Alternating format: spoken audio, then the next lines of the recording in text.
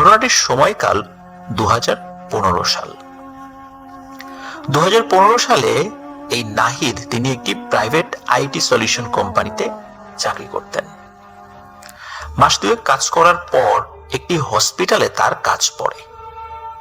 হসপিটালের একটু বর্ণনা তিনি বলেছেন, সেটি হচ্ছে হসপিটালটি বাংলাদেশের বর্তমানে স্বনামধন্য একটি হসপিটাল। আর উনি যদি এর থেকেও একটু বেশি বলতে চান তাহলে কিন্তু আমরা সবাই বুঝে ফেলবো, এটাই উনি বলেছেন। আর সঙ্গত কারণে সেটির নাম তিনি আমাদেরকে ঘটনাতেও বলেননি, বা আমিও সেটি আসলে আপনাদেরকেও বলার প্রয়োজন মনে করছি না, যেহেতু একটি স্বনামধন্য একটি হসপিটাল। তো যাই হোক, উনি যেহেতু একটি প্রাইভেট আইটি সলিউশন কোম্পানিতে চাকরি করতেন, উনি তখন সেই হসপিটালে একটি কাজে আসেন।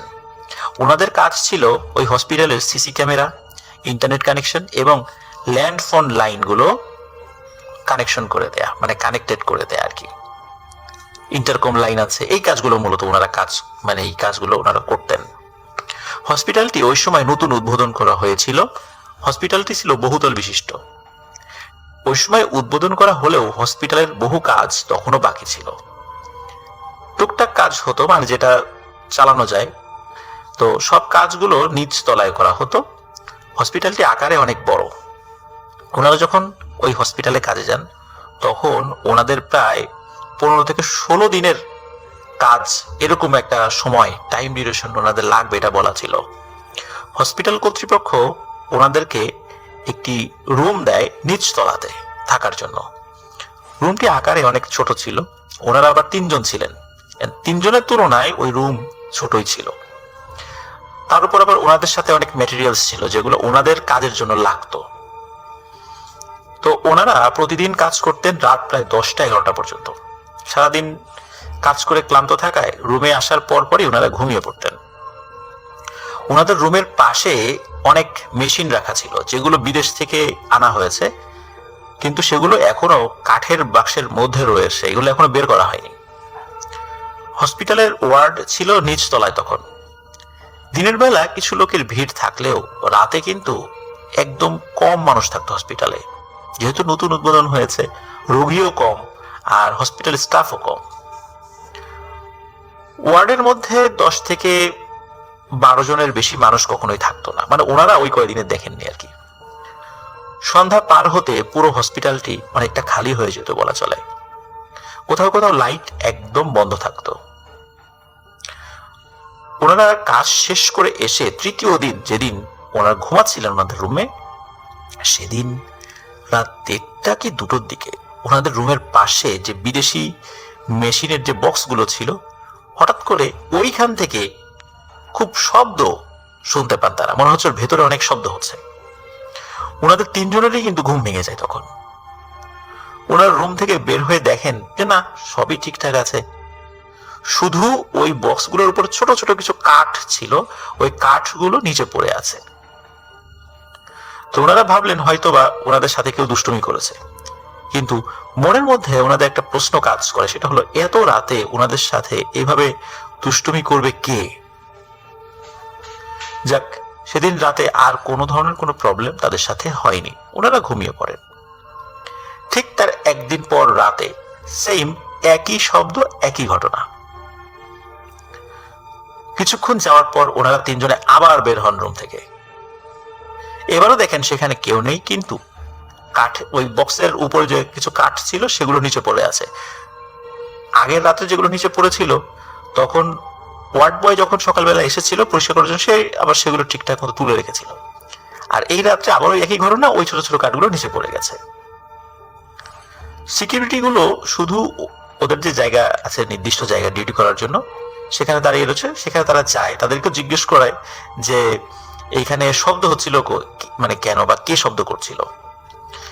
এখন তারা বলে যে না, তো আপনাদের রুমের ওইদিকে তো আমরা কাউকে যেতে দেখিনি। তারাও বিষয়টা শুনে খুব হতবাক হচ্ছে, এত রাত্রে ওইদিকে কে যাবে, লোকজনই তো নাই এখানে। তো এখন এদের তো বিশ্বাস হয় না, কারণ আগের রাত্রে একটি ঘটনা ঘটেছে, এখন আবার আর একটা, মানে সেম ঘটনা। তো বাধ্য হয়ে ওরা যেই নাইট ডিউটি যিনি ইনচার্জ ছিলেন সিকিউরিটির, তার কাছে গিয়ে ঘটনাটি বলেন। তো তিনি ওনাদেরকে বলেন যে এটা হয়তোবা তোমাদের শোনার কোথাও ভুল হয়েছে, এরকম তো হওয়ার কোনো কারণ আমি দেখি না, যাও গিয়ে ঘুমিয়ে পড়ো। এরকম কোনো শব্দ করার কোনো মানুষ এখানে নেই। তো যাই হোক, ওনারা তো খুবই অবাক হচ্ছিলেন যে কি ব্যাপার, এইভাবে আমরা শব্দ শুনছি কিন্তু বাস্তবে এটার কোনো শোনা যাচ্ছে না, এটা কেন? এবং আসলে কিন্তু একটা সত্য ব্যাপার, সেটা হলো যে একজন শুনছে, কিন্তু মানে শুধু তো একজন শুনছে না, 3 জন শুনছে, কিন্তু সিকিউরিটিরা বলছে যে না, এই ধরনের কোনো ঘটনা ঘটছে না। যাই হোক, ওনাদের মনের মধ্যে কিন্তু খটকা লেগেই রয়েছে, যে খটকা কিন্তু দূর হচ্ছে না। এখন ওদের কাছে আবার মনে হচ্ছে যে মানে এই যারা কাজে এসেছে, এই যে নাহিদ বা ওনাদের সাথে যে ইচ্ছা করে তারা হয়তো বা না বোঝার ভান করছে, এমন কিছু হচ্ছে যে তারা সেটা বলতে চাচ্ছে না। যাই হোক, ওনারা বাধ্য হয়ে চলে আসেন।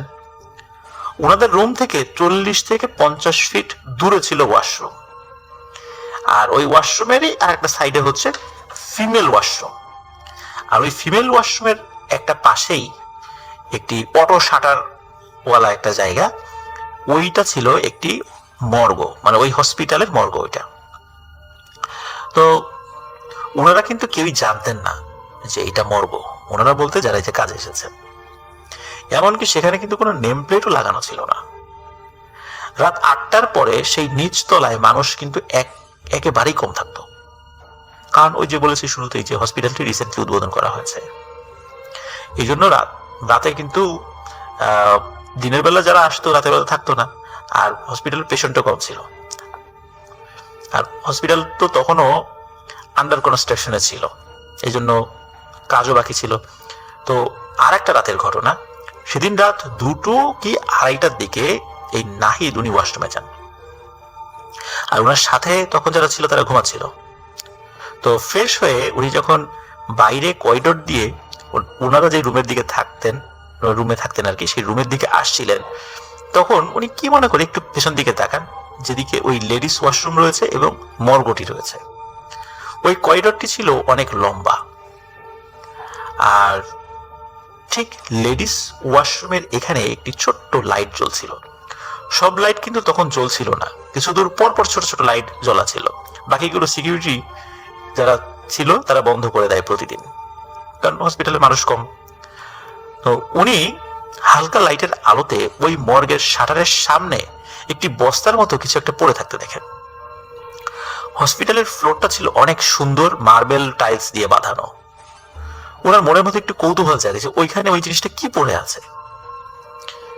তো উনি একটু সামনের দিকে এগোতে থাকেন। যত সামনে উনি এগিয়ে যাচ্ছেন, আর ওনার চোখে ততই স্পষ্ট ভেসে উঠছে যে ওটা আসলে একটা বস্তা না, ওটা একটা মানুষ শুয়ে রয়েছে এখানে। তো কাছে গিয়ে তিনি দেখেন যে 50 কি 55 বছর বা 60 বছর বয়সের হবে এমন একজন লোক সেখানে শুয়ে আছেন। ওনার চোখ দিয়ে পানি পড়ছে, আর ঠোঁটের নিচ দিয়ে রক্ত পড়ছে, এবং ঘাড় দিয়ে কিছুটা রক্ত বের হচ্ছে। মনে হচ্ছে ওনার ঠোঁটে আঘাত লেগেছে। ওনাকে দেখে এই নাহিদের অনেক ভয় লাগে, আর তাকে দেখে মনে হলো ওই লোকটি অনেক কিছু বলতে চাচ্ছে। তো উনি মানে এই নাহিদ তাকে পাত্তা না দিয়ে দ্রুত ওই রুমে চলে আসে, কিন্তু ওনার ভীষণ ভয় লাগে।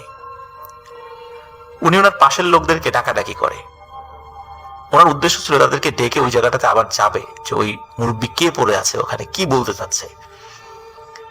কিন্তু তারা এমন ভাবে ঘুমাচ্ছিল সারাদিন পরিশ্রম করে, বাকি 2 জন, তার এই ডাক কানেই ঢোকেনি তাদের। যাই হোক, উনি নিজেই শুয়ে পড়েন। আবার 10 থেকে 15 মিনিট শুয়ে থাকার পর হঠাৎ করে বাইরে সেই কাঠের যে বক্সগুলো ছিল সেগুলোর মধ্যে আবার শব্দ শুরু হয়ে যায় আর কি। এবার মনে হচ্ছে অন্য 2 দিন যে শব্দ হয়েছিল এবার তার থেকে আরো বেশি। আর এখন এমন ভাবে শব্দ হচ্ছে মনে হচ্ছে ওই কাঠের বক্সগুলো যেগুলো রয়েছে ওর মধ্যে থেকে কেউ, মানে উপরের যে অংশটা রয়েছে সেখানে কেউ মানে খুব জোরে জোরে ঘুষি মারছে, আর ওই কাঠের বক্সগুলো একা একাই মানে ফ্লোরের উপর লাফাচ্ছে, যার কারণে প্রচন্ড শব্দ হচ্ছে। তো উনি তো চেষ্টা চালাচ্ছেন যে ওনার পাশের লোকদেরকে ডাকাডাকি করতে, কিন্তু কোনোভাবেই তাদেরকে ওই রাত্রে ঘুম থেকে তুলতে পারছিলেন না। তারপর শব্দ সহ্য করতে না পেরে বাধ্য হয়ে উনি নিজেই দরজা খুলে ফেলেন। আর দরজা খুলে দেখেন ওই যে একটু আগে যে লোকটি যে ওই মর্গের কাছাকাছি শুয়েছিল, ওই লোকটি ওই কাঠের বক্সের সামনে দাঁড়ানো রয়েছে। আর কাঠের বক্সের উপরের ছোট ছোট কাঠগুলো এবারও নিচে পড়ে আছে। ওই লোকটি ওভাবেই দাঁড়িয়ে থাকে এবং তার দিকে তাকায়, এবং তার দিকে তাকিয়ে খুব করুণ চাহনিতে ইশারা করে কিছু খাবার চায়। মনে হচ্ছে যে উনি ক্ষুধার্ত। আর এদিকে নাহিদ তো ভীষণ ভয় পায়, আর ভয় ওনার নিঃশ্বাস বন্ধ হয়ে যাচ্ছিল, আর সে পাগলের মতো হয়ে যায়।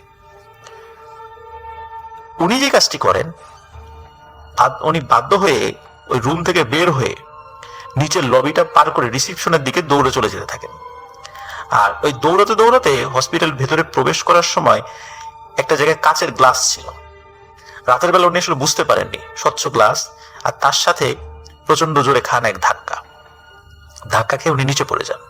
আর নিচে পড়ার শব্দ শুনে সিকিউরিটি গুলো ওনার কাছে চলে আসে এবং দেখে যে সে মাথায় আঘাত পেয়েছে। তখন ওই সিকিউরিটিরা তার মাথায় পানি ঢালে, মুখে পানি দেয় এবং তাকে সুস্থ করে। উনি কিছুক্ষণ পরে যখন স্বাভাবিক হন, তখন ওই সিকিউরিটিদেরকে সবকিছু বলেন। এই যে দৌড়ে এসেছেন, ওই ধাক্কা লেগে পড়ে গেছেন, উনি কিন্তু কোনো সেন্সলেস হননি আর কি।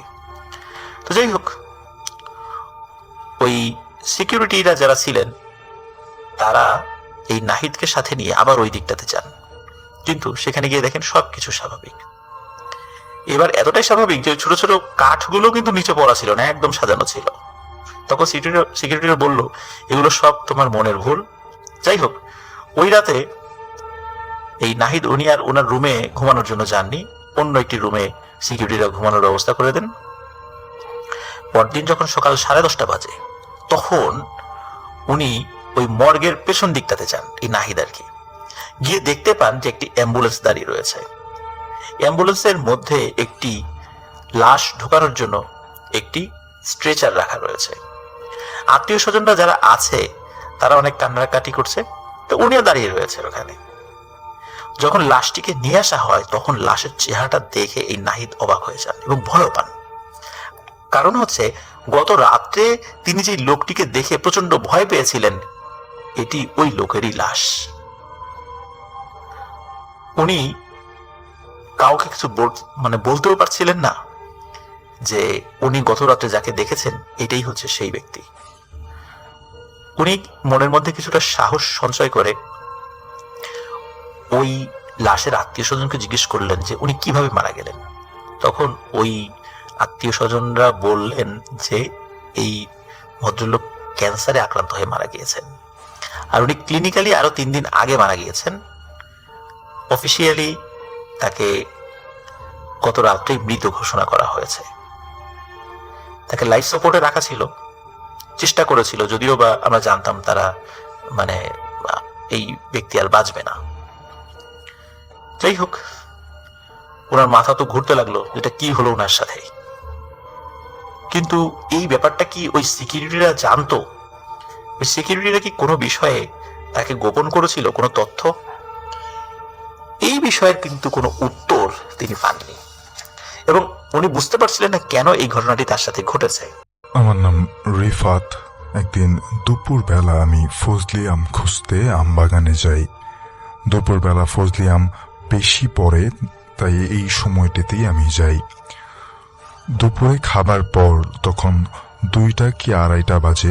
এমন সময় আমি আম খুঁজতে আমাদের বাড়ির থেকে একটু দূরে একটা বড় আম বাগান রয়েছে, সেখানে যাই।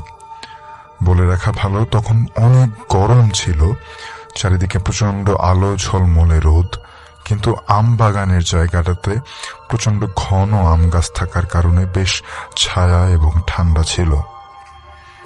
আমি দৌড়ে গিয়ে খাবার পরপরই আম বাগানে ঢুকে যাই। আমি খুব অবাক হয়ে যাই। আম বাগানে ঢুকতেই আমি দেখি যে সেখানে আজ একটাও আম পড়েনি। রোজ যেখানে কিনা 5-6টা করে আম পাই, সেখানে আজ একটা আমও নেই। আমি একটু মন খারাপ করে বাড়ির দিকে চলে যাচ্ছিলাম, কিন্তু তখনই আমি একটু দূরে যেই না গেছি, তখনই আমি শুনতে পাই গাছ থেকে ধূপধাপ করে 10 থেকে 12টা আম পড়ল। আমি একটু অবাক হয়ে গেলাম।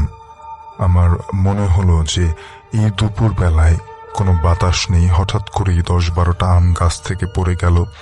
নিশ্চয়ই এর পেছনে কোনো কাণ্ড আছে। যাই হোক, আমি নিজেকে সামনে নিয়ে আম গাছের কাছে গেলাম। গিয়ে দেখি একটি আমও পড়েনি। আমি এবার প্রচণ্ড বিস্মিত হয়ে গেলাম। আমি ভয় পেয়ে এবার বাড়ির দিকে এক দৌড় দিলাম। আমি যখনই দৌড় দিয়ে একটুখানি গেছি, আর কে জানি সুরে সুরে বলতে লাগলো, এই আম নিবি না? কত আম নিবি, আয়। আমি খানিক দূরে গিয়ে গাছের দিকে তাকিয়ে যা দেখলাম, গাছের সব আম মাটিতে পড়ে যাচ্ছে। আর কে যেন বলছে, হায় হায়, আমার আম সব পড়ে গেল, কিভাবে এত আম কে খাবে, কে নেবে, তাড়াতাড়ি আসো, তাড়াতাড়ি আসো। এই বলে সে থেমে গেল। আর আমি দেখলাম গাছ থেকে অসংখ্য আম পড়ে যাচ্ছে, এত আম যা কিনা গাছই ছিল না। আর আম পড়তে পড়তে গাছটাই যেন তলিয়ে যাচ্ছিল। আমি এরপরেই বুঝতে পারলাম যে দুপুরবেলা আম গাছে ভূতের উপদ্রব বেশি থাকে। আর আমাকে এই দৃশ্য দেখানোর কারণ হলো আমি যেন লোভে পড়ে আবার আম গাছের কাছে যাই।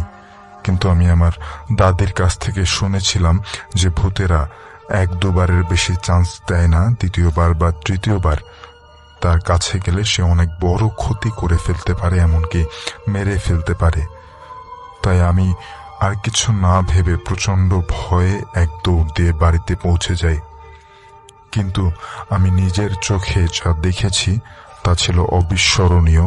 আমি এখনো মাঝে মাঝে ভাবি কোনো গাছের পাশে দাঁড়িয়ে এত আম আমি কিভাবে একসাথে পড়তে দেখেছিলাম।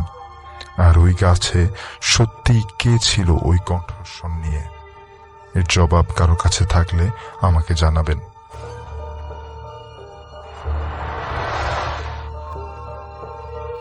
আমার নাম নাজমুল হাসান। আমার গ্রামের বাড়ি নড়াইলে। বাস থেকে নেমে 15 মিনিটের মেঠো পথ দিয়ে যেতে হয়। আমি প্রতি 15 দিনে একবার করে যেতাম বাড়িতে। এখন আমি দেশের বাইরে থাকি এবং এখান থেকেই আমি ভূত নাইট শুনি। তাই চিন্তা করলাম যে আমার ঘটনাটি আমি এখানে শেয়ার করব। অনেক ধন্যবাদ আপনাকে আমাদের সাথে আপনার ঘটনাটি শেয়ার করার জন্য। আপনাদের সাথে যেদিনের কথা শেয়ার করব তখন আমি ইন্টারে পড়তাম। আমি ইন্টারে ঢাকা কলেজে পড়তাম। কলেজ হঠাৎ একদিন বিকেলের দিকে বন্ধ ঘোষণা করা হয় কিছু রাজনৈতিক কারণে। ভাবলাম বাসায় চলে যাব, মাকে ফোন করে জানালাম। কিন্তু সেদিন বাসায় রাতে আমাকে আনতে যাবার মতো কেউ ছিল না, অর্থাৎ আমাকে বাস স্ট্যান্ড থেকে নিয়ে যাবার মতো কেউ ছিল না। তাই মা বললেন আসিস না। আমি তবু জেদ করে গেলাম। বাস থেকে নেমে হাঁটা ধরলাম বাড়ির দিকে। রাস্তা পরিষ্কার। তখন শীতের শুরু, তাই মানুষজন একদমই নেই। রাস্তায় কিছু দূর যাবার পরে একটা ডোবা পড়ে, তার পাশে একটা বিশাল তাল গাছ। এখানে নাকি অনেকেই অনেক খারাপ জিনিস দেখেছে, যদিও আমার সাথে কখনো এমন কিছু ঘটেনি। আবার অনেকদিন পরে বাসায় যাচ্ছি, তাই খুব আনন্দিত ছিলাম। ঠিক ডোবার পাশে আসার সাথে সাথে হঠাৎ পানিতে কি যেন ঝাঁপিয়ে পড়ার আওয়াজ পেলাম। আকাশে চাঁদ ছিল, মোটামুটি ভালোই দেখা যাচ্ছিল। সেই আলোয় দেখলাম পানিতে একটা মানব দেহ ভাসছে, সাদা কাপড় পরা। মানে কিভাবে বুঝাবো আমি বুঝতে পারছি না। আসলে সেটা একটা মেয়ের দেহ ছিল, শরীরে শাড়ি পরা, কিন্তু পুরো শরীর ঢাকা না। মনে হলো কেউ মেরে হয়তো ফেলে দিয়েছে। সারা শরীরে ভয়ের একটা স্রোত বয়ে গেল আমার। আগেই বলেছি আমার ভূতের ভয় নেই, তবে এসব ব্যাপার আমি একটু এড়িয়ে চলতাম। আমি চারপাশে তাকিয়ে দেখলাম কেউ আছে কিনা। যেহেতু এই মাত্র পানিতে এটা ফেলার আওয়াজ শুনেছি, তাই অবশ্যই যে ফেলেছে সে আশেপাশেই থাকবে। কিন্তু আমি চারপাশে কাউকেই দেখলাম না। ডোবার পুরোটা দেখা যায় রাস্তা থেকে। অবাক হয়ে দেখলাম আশেপাশে কেউ নেই। কি করব ভাবছি, এমন সময় হঠাৎ দেখলাম সেই দেহটা টুপ করে পানিতে ডুবে গেল। কেউ যেন নিচ থেকে টেনে নিয়ে গেল। দেহটা ডুবলো খাড়া হয়ে। যারা কোচ দিয়ে মাছ শিকার করেছেন তারা বুঝবেন আমি কি বুঝাতে চাচ্ছি। কোচ মারার পর তা যেমন সোজা পানিতে ডুবে যায়, ঠিক তেমনি দেহটা ভাসতে ভাসতে হঠাৎ পানির উপরে প্রায় দাঁড়িয়ে গেল এবং একটু পরেই আবার ডুব দিয়ে পানির নিচে চলে গেল। আল্লাহর নাম নিয়ে চিৎকার করতে করতে আমি এক দৌড়ে বাসার দিকে যেতে লাগলাম। জানি না সেদিন কিভাবে বাসায় পৌঁছেছিলাম। আধুনিক ছেলে হয়ে এমন অদ্ভুত ব্যাপার বিশ্বাস করার কিছু নেই, কিন্তু এরপরেও আমার সাথে খুব ভয়ানক এই ব্যাপারটি ঘটে যায়, যাতে আমি বিশ্বাস করতে বাধ্য হই যে এরা আছে, অবশ্যই আছে।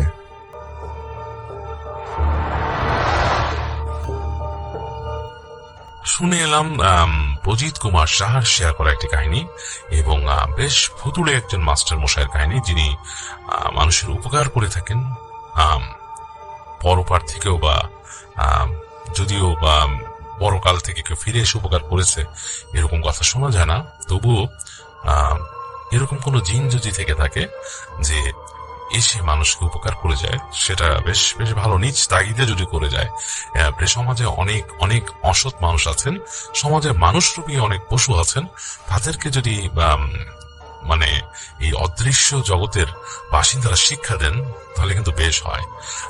এরকম হলে কিন্তু বেশ লাগে, এবং এরকম হলে আমি বেশ খুশি হব অ্যাটলিস্ট।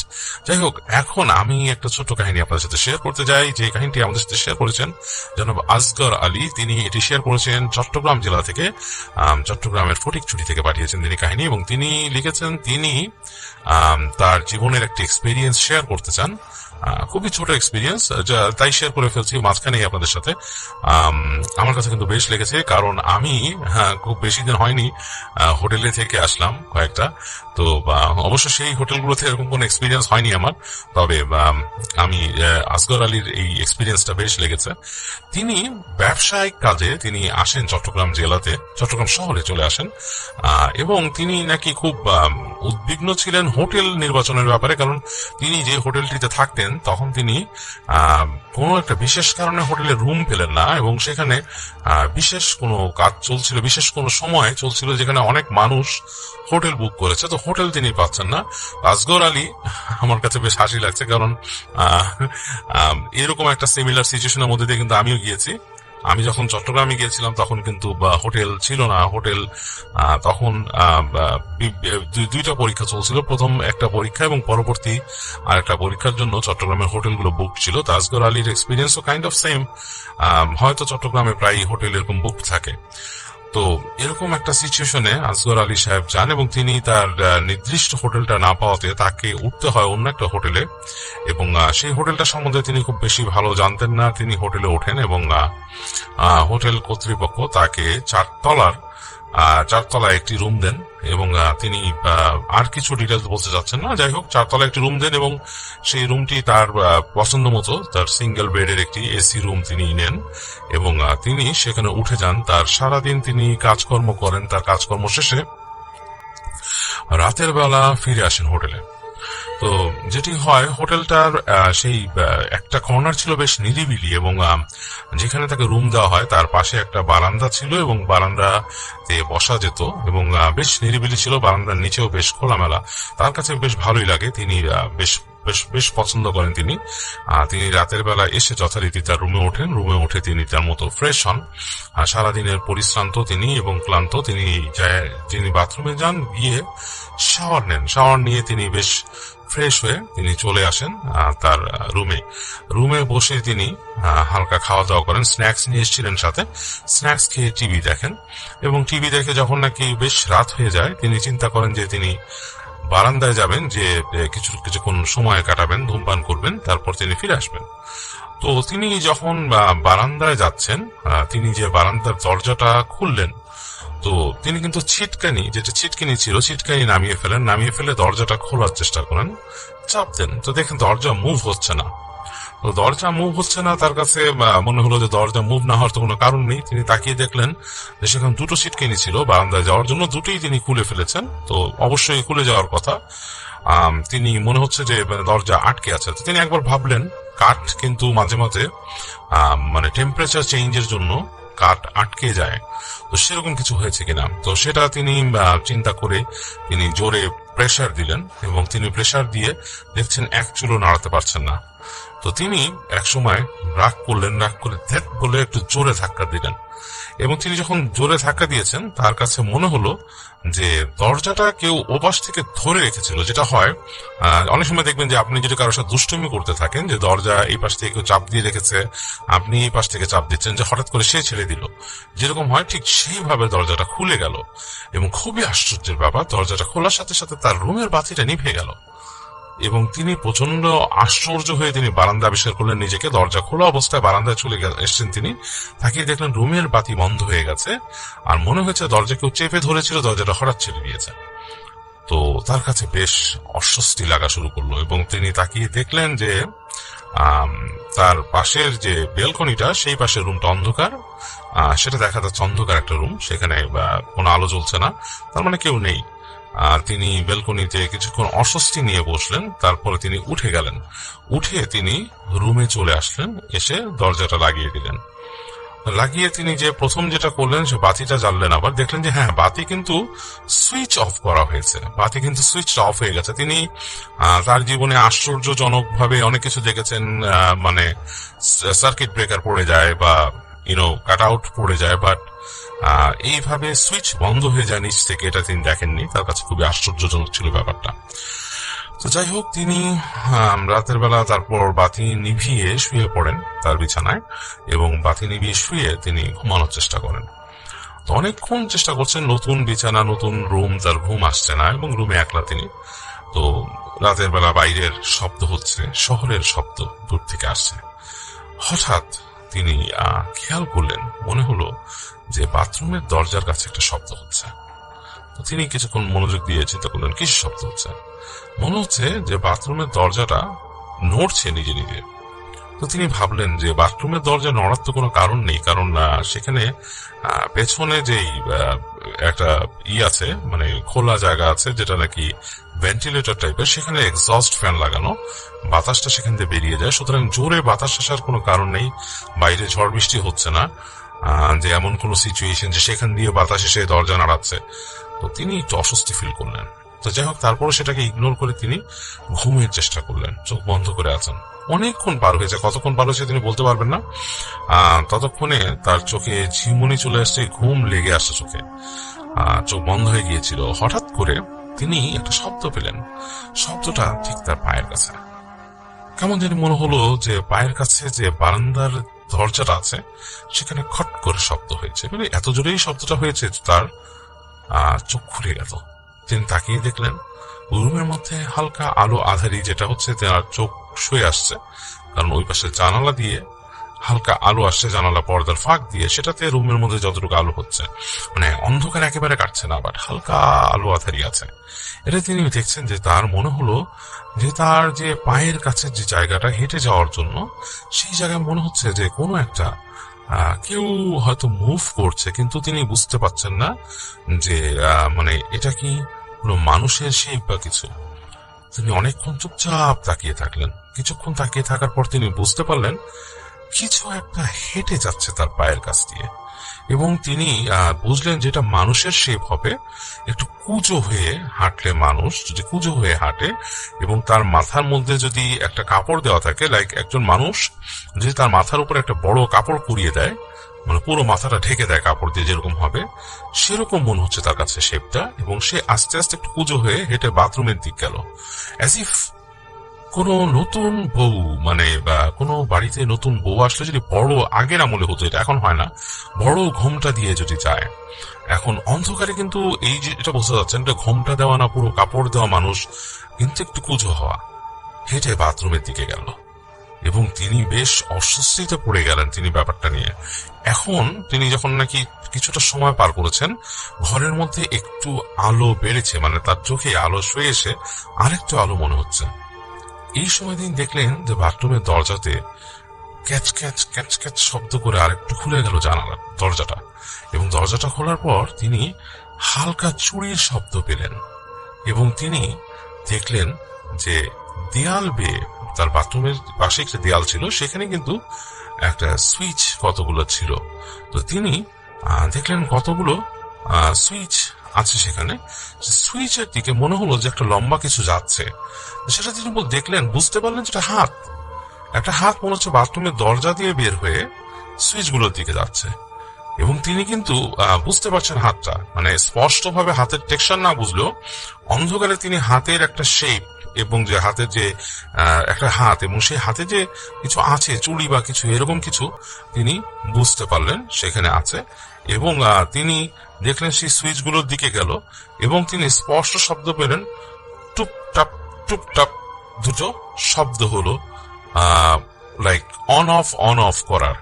এবং ওই কয়েক সেকেন্ডের মধ্যে তিনি দেখলেন যে তার পাশে যে বারান্দার বাতিটা ছিল সেটা জ্বলল নিবল ওই সুইচ অন অফের সাথে। এবং প্রতিবার যে লাইট জ্বলেছে তিনি কিন্তু স্পষ্ট ওখানকার যে হালকা আবছা আলোয় দেখেছেন একটা হাত তিনি দেখছেন, একটা মেয়ের হাত, এবং হাতে চুড়ি আছে, কিন্তু হাতটা কিন্তু বাথরুম থেকে বের হয়েছে, মানে বেশ লম্বা, কিন্তু এতটুক একটা লম্বা হাত সুইচ অন অফ করেছে 2 বার। এবং তিনি হাতটা বুঝতে পেরেছে যেখানে হাত আছে। তো তিনি ভয়ের চোটে কুঁকড়ে গিয়ে তার নিজের যে বিছানার চাদর ছিলেন সেটাকে তিনি টেনে আরো মানে নিজের কাছে নিয়ে আসলেন এবং তিনি বিছানার সাইডে সেটিয়ে গেলেন। তখন তিনি মনে হলো হালকা একটা হাসির শব্দ শুনলেন। বাতিটা কিন্তু নিভে গেছে এবং বাতিটা নিভে যাওয়াতে এখন যেটা হয়েছে, হঠাৎ করে আলোর একটা ফ্ল্যাশ হওয়াতে তার চোখটা আরো মনে হচ্ছে অন্ধকার হয়ে গেছে, দেখতে পাচ্ছেন না। এবং তিনি চুপচাপ সেখানে শুয়ে থাকলেন, মনে মনে দোয়া পড়া শুরু করলেন। বেশ খানিকক্ষণ পরে তার মনে হলো সেই বাথরুমের দরজা দিয়ে কেউ একটা বেরুলো, একটা মানে সেই রকমই শেপ, যেটা কুজো, মাথার মধ্যে কাপড় দেওয়া। এবং তিনি খেয়াল করলেন যে সেখানে সেই যে সুইচের পাশে যেখানে টেলিভিশন রাখা তার পাশে আস্তে করে বসে পড়লেন এবং ফিস ফিস করে কিছু বলা শুরু করলো। তিনি ফিস ফিসানি শুনতে পেলেন, মানে মনে হচ্ছে ফিস ফিস করে কিছু বলছে এবং শব্দগুলো এত তীক্ষ্ণ ছিল তার কানে এসে লাগা শুরু করলো। তিনি আর কিছু বলতে পারলেন না, তিনি তার মনের অজান্তে জোরে জোরে দোয়া পড়া শুরু করলেন এবং চোখ বন্ধ করে তিনি দোয়া পড়ছেন। আর তিনি তার বাবা মাকে ভাবছেন, তার আসলে আর কিছু খেয়াল নেই। একটা সময় তিনি বুঝতে পারলেন যে তার আশেপাশে কিছু নেই এবং তিনি দোয়া পড়ছেন, তার মুখ ব্যথা হয়ে গেছে দোয়া পড়তে পড়তে। কতক্ষণ তিনি দোয়া করছেন তিনি বলতে পারবেন না। এক সময় তিনি ফাইন্ড আউট করলেন যে দূর থেকে আজানের শব্দ শোনা যাচ্ছে এবং সে আজানের শব্দ শুনে তার কাছে মনে হলো এটা একটা মানে বড় মধুর একটা আওয়াজ। এবং তিনি চোখ মেললেন, তিনি দেখলেন রুমে আর কিছু নেই। তো তিনি সাথে সাথে আজান যতক্ষণ হচ্ছে এই শব্দে তিনি অনেক সাহস পেলেন, তিনি উঠে গেলেন, উঠে রুমের বাতি জ্বাললেন এবং সাথে সাথে তিনি তার ড্রেস পরে ফেললেন এবং তার লাগেজ যা ছিল, হ্যান্ড লাগেজ ছিল, সব নিয়ে তিনি দ্রুত ওই রুম থেকে বেরিয়ে গেলেন। বেরিয়ে তাদের রিসিপশনে গেলেন, দিয়ে বললেন যে আমি এখনই চেক আউট করবো। তো যখন রিসিপশনের লোক জিজ্ঞেস করলেন স্যার কি হয়েছে, তখন সে বললো যে আমি খুব ভয় পাইছি, রুমের মধ্যে কি আছে। রিসিপশনের লোকটা নাকি বেশ গম্ভীর হয়েছিল, বললো না স্যার ভয় পাওয়ার তো কোনো কারণ নেই। তিনি খুব রাগ করে উঠলেন, চিৎকার করে উঠলেন ছেলেটার উপরে যে নিশ্চয়ই কিছু আছে ভয় পাওয়ার মতো, তুমি অস্বীকার করতেছো। ছেলেটা আর কিছু বললো না, রিসেপশনে যে ছিল সে চুপ ছিল। তো তিনি সেখান থেকে চেক আউট করলেন। তো তিনি বললেন যে এইটা তার জীবনের একটা ভয়ের এক্সপেরিয়েন্স হোটেলে গিয়ে পেয়েছেন। এবং তিনি বলেছেন যে অনেক হোটেলই বিভিন্ন শহরে আছে যেখানে গিয়ে কিন্তু মানুষ একলা থাকলে অবশ্যই ভয় পেতে পারে। আমাদের দেশের ব্যাপারটা জানি না, তবে আমি জানি পশ্চিমের দেশে অনেক হোটেল আছে যারা নিজেরাই বলে যে আমাদের হোটেলের অমুক ফ্লোরটা, অমুক সুইটটা বা অমুক রুমটা কিন্তু হন্টেড, সেখানে এরকম ভৌতিক কিছু ব্যাপার স্যাপার আছে। পশ্চিমা দেশে এটা আসলে তারা প্রচার করে। আমার দৃঢ় বিশ্বাস যে তারা এটাকে একটা মার্কেটিং পলিসি হিসেবে নিয়েছে। যাই হোক, ঘটনা পাঠিয়েছেন রাজন ভাই, ফ্রেন্ড শেয়ার করেছেন। তিনি কিছুদিন আগে তার গ্রামে গিয়েছিলেন এবং তার বাবা মায়ের মুখ থেকে ঘটনাটা শুনে এসছেন। আগে কোথাও তিনি শেয়ার করেননি। নাম পরিচয় প্রকাশ করতে অনিচ্ছুক ছিল তার ফ্রেন্ডটি, তাই গোপন রেখে ঘটনাটি সে লিখে পাঠিয়েছে। শুধু এতটুকুই বলার পারমিশন পেয়েছেন তিনি যে সে জামালপুরে থাকে এবং ওনার একটা ছদ্ম নাম তিনি দিয়েছেন, তার নাম হচ্ছে আরিফ। যাই হোক, ঘটনায় আসি। ঘটনা যখন শুরু হয় তখন সেও তার পরিবার তার বাবার চাকরির কারণে দিনাজপুরে একটা সরকারি কোয়ার্টারে থাকতো। সেখানের বর্ণনা সেইভাবে দিয়েছিল। বিল্ডিং গুলো ছিল বেশ পুরাতন আমলের, সারি সারি ভাবে অনেকগুলো বিল্ডিং এর, এবং পুরো এরিয়ার মাঝখানটি ছিল একটি কাঁঠাল গাছ। আরিফ তার সেখানকার সমবয়সী ছেলে মেয়েদের সাথে মূলত ওই গাছটার আশেপাশেই খেলাধুলা করত। একদিন এক বর্ষাকালের ঘটনা, আরিফ রাতে তার বাবার সাথে বের হয়েছিল দোকানে কিছু একটা কেনার জন্য। দোকান থেকে তার বাসা বেশি হলেও 5 মিনিটের পথ। সেখানে যাওয়ার পর আরিফের বাবার সাথে দেখা হয় ওনার এক কলিগের, এবং তিনি সেখানে আলাপ করতে ব্যস্ত হয়ে যান। এদিকে আরিফের ভালো লাগছিল না দেখে সে তার বাবাকে বলে একাই বাসার দিকে রওনা দেয়। যেহেতু বাসাটা খুব দূরে কাছে ছিল না, মানে বেশি দূরে ছিল না। যেতে যেতে সে যখন ওই কাঁঠাল গাছটার কাছে এসে পৌঁছায়, তখন সে দেখতে পায় দুজন বাচ্চা ওই গাছটার চারিপাশে ঘোরাফেরা করছে। সে কাছে যায়, গিয়ে জিজ্ঞেস করে, তোমরা কে? আগে তো এখানে কখনো দেখিনি তোমাদের, আর এত রাতে এই বৃষ্টির মধ্যে বাইরে কেন? বাচ্চা দুটোর বয়স আনুমানিক 7 কি 8 হবে। আরিফের বয়স তখন 13। সেই বাচ্চা দুটোকে ডাকে, কিন্তু বাচ্চাগুলো তার কথায় সাড়া দেয় না। একটা ঘোমটা দেওয়া মেয়ে কোয়ার্টারের ওদিক থেকে গাছটার দিকে এগিয়ে আসতে থাকে, এসে বাচ্চা দুটোকে বকা দিয়ে নিয়ে যায়। আরিফ অবাক হয়, কারণ এরকম কোনো মেয়েকে সে আগে কখনো এখানে দেখেনি। যাই হোক, সে আর বেশি গুরুত্ব না দিয়ে বাসায় ফিরে আসে। পরদিন সন্ধ্যাবেলা সেই 2 বাচ্চা দুটোকে আবারও দেখতে পায় ওই কাঁঠাল গাছটার ওখানে। কিছুক্ষণ পর ঘোমটা দেওয়া মেয়েটা এসে বাচ্চা দুটোকে বকা দিতে নিয়ে যেতে থাকে। আরিফ এবার কৌতূহল বশত পিছু নিতে শুরু করে ওদের। 2 তলায় বাসা ছিল মেয়েটা। দরজার সামনে আসার পর মেয়েটা আরিফকে হুট করে জিজ্ঞেস করে, পিছু নিয়েছেন কেন? আরিফ ভয় পেয়ে যায়, কিছু বলতে পারছিল না। মেয়েটা আরিফকে বলে ভেতরে আসেন, রাতে খাওয়া দাওয়া করে যান। আরিফ অন্য কিছু না ভেবেই বাড়িতে চলে যায়। বাচ্চা দুটোর সাথে খেলাধুলা করে রাতে খাওয়া দাওয়া করে সে তার বাসায় চলে আসে। এভাবে অনেক দিন কাটে। আরিফ প্রায় প্রতি সন্ধ্যাতে ওই বাসায় যেত, বাচ্চা দুটোকে দেখত। একদিন এই বাসার একজন লোক আরিফকে 2 তলা থেকে নেমে আসতে দেখে। লোকটা ওকে জিজ্ঞেস করে, কোথায় গিয়েছিলে ওদিকে? লোকটার কথা বলার ধরনে আরিফ ভয় পেয়ে যায় এবং কিছু বলার সাহস পায় না। শুধু বলে, আমাদের খেলার বল চলে এসেছিল বিল্ডিং এ, এটা নিতে এসেছি। লোকটা ওকে ঝাড়ি মেরে বলে, 2 তলায় আর দাঁড়াবেন এরপর থেকে, বাসায় যাও। যাই হোক, এরপর থেকে আরিফ ওই বাসায় যাওয়া বন্ধ করে দেয়। সেদিন সন্ধ্যা থেকে সে আর ওই বাচ্চা দুটোকে কিংবা মেয়েটাকে দেখতে পায় না কোথাও। প্রতিদিন স্বপ্নে সে একটা জিনিসই দেখতে শুরু করে, মেয়েটা তার সাথে বাচ্চা দুটোকে নিয়ে কাঁঠাল গাছটার সামনে বসে আছে। আরিফ গিয়ে ওদের সাথে যোগ দেয়। কিছুক্ষণ পর দূর থেকে একটা অদ্ভুত চেহারার লম্বা লোক এসে বাচ্চা দুটো আর মেয়েটার চোখ মুখ কালো কাপড় পেঁচিয়ে হাত ধরে টানতে টানতে নিয়ে যেতে থাকে। আরিফ বাচ্চা দুটোর চিৎকার শুনতে পাচ্ছিল, কিন্তু লোকটা কিছুতেই ওদের ছাড়ছে না। কিছুক্ষণ বাদে একটা পরিত্যক্ত বাড়ির ভেতরে ওদেরকে নিয়ে লোকটা ঢুকে যায়। আরিফ দরজার সামনে দাঁড়িয়ে থাকে, কারণ সে ঢুকতে পারেনি। কিছুক্ষণ দাঁড়িয়ে থাকার পর সে ভেতর থেকে অট্ট চিৎকার শুনতে পায়, আর ঘরের দরজায় ফাঁক দিয়ে রক্ত গড়িয়ে এসে আরিফের পায়ে লাগতেই তার ঘুম ভেঙে যায়। প্রতিদিন আরিফ স্বপ্নটাকে খুব একটা গুরুত্ব সহকারে নেয় না, কিন্তু পরপর টানা কয়েকদিন একই স্বপ্ন বারবার দেখার কারণে আরিফের মনে ভয় হতে শুরু করে এবং তার আচার আচরণে আসে বিরাট পরিবর্তন। কথায় কথায় রাগারাগি, জিনিসপত্র ভাঙচুর, বই খাতা ছিঁড়ে ফেলা, কলম দিয়ে নিজের হাত নিজেই আঘাত করা, এসব হয়ে ওঠে তার নিত্যদিনের বদ অভ্যাস। প্রথম দিকে ওর বাবা মা ব্যাপারটাকে অতটা গুরুত্ব দেয় না। ভেবেছিল বয়স হচ্ছে, তাই বয়সের পরিবর্তন এসেছে ছেলের মধ্যে। একদিন কোনো কারণ ছাড়াই সামান্য কথা কাটাকাটির কারণে ড্রয়িং রুমে গিয়ে টিভিটা ধাক্কা মেরে মেঝেতে ফেলে দেয় আরিফ, যার কারণে ওর বাবা রেগে যায়।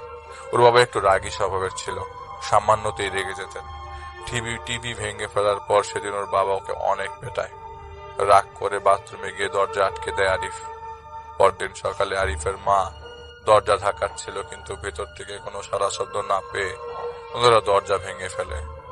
ভেতরে গিয়ে দেখতে পায় আরিফ বাথরুমে নেই, রুমে নেই। সবাই খুব অবাক হয়ে যায়। রাতেই ছেলেকে দেখলাম দরজা আটকে দিয়ে ঘরে চলে গেল, অথচ সকালবেলা সে ঘরে নেই। আবার অন্যদিকে দরজাটাও ভেতর থেকে লক করা।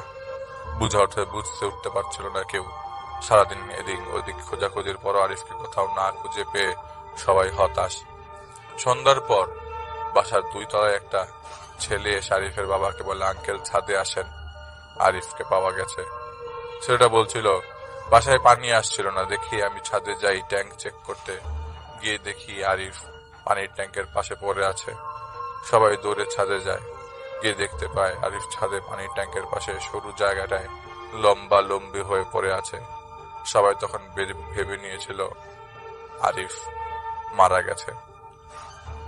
ওখান থেকে বের করার পর ওরা বুঝতে পারে যে নিঃশ্বাস চলছে এবং হসপিটালে ভর্তি করানো হয়। ডক্টরও শরীরে কোনো ইন্টারনাল ড্যামেজ খুঁজে পায়নি। হাসপাতাল থেকে ডিসচার্জ হয়ে বাসায় ফেরার পর থেকে আরিফের মধ্যে বড় ধরনের পরিবর্তন আসে। বাসা থেকে বের হওয়া বন্ধ করে দেয় সে।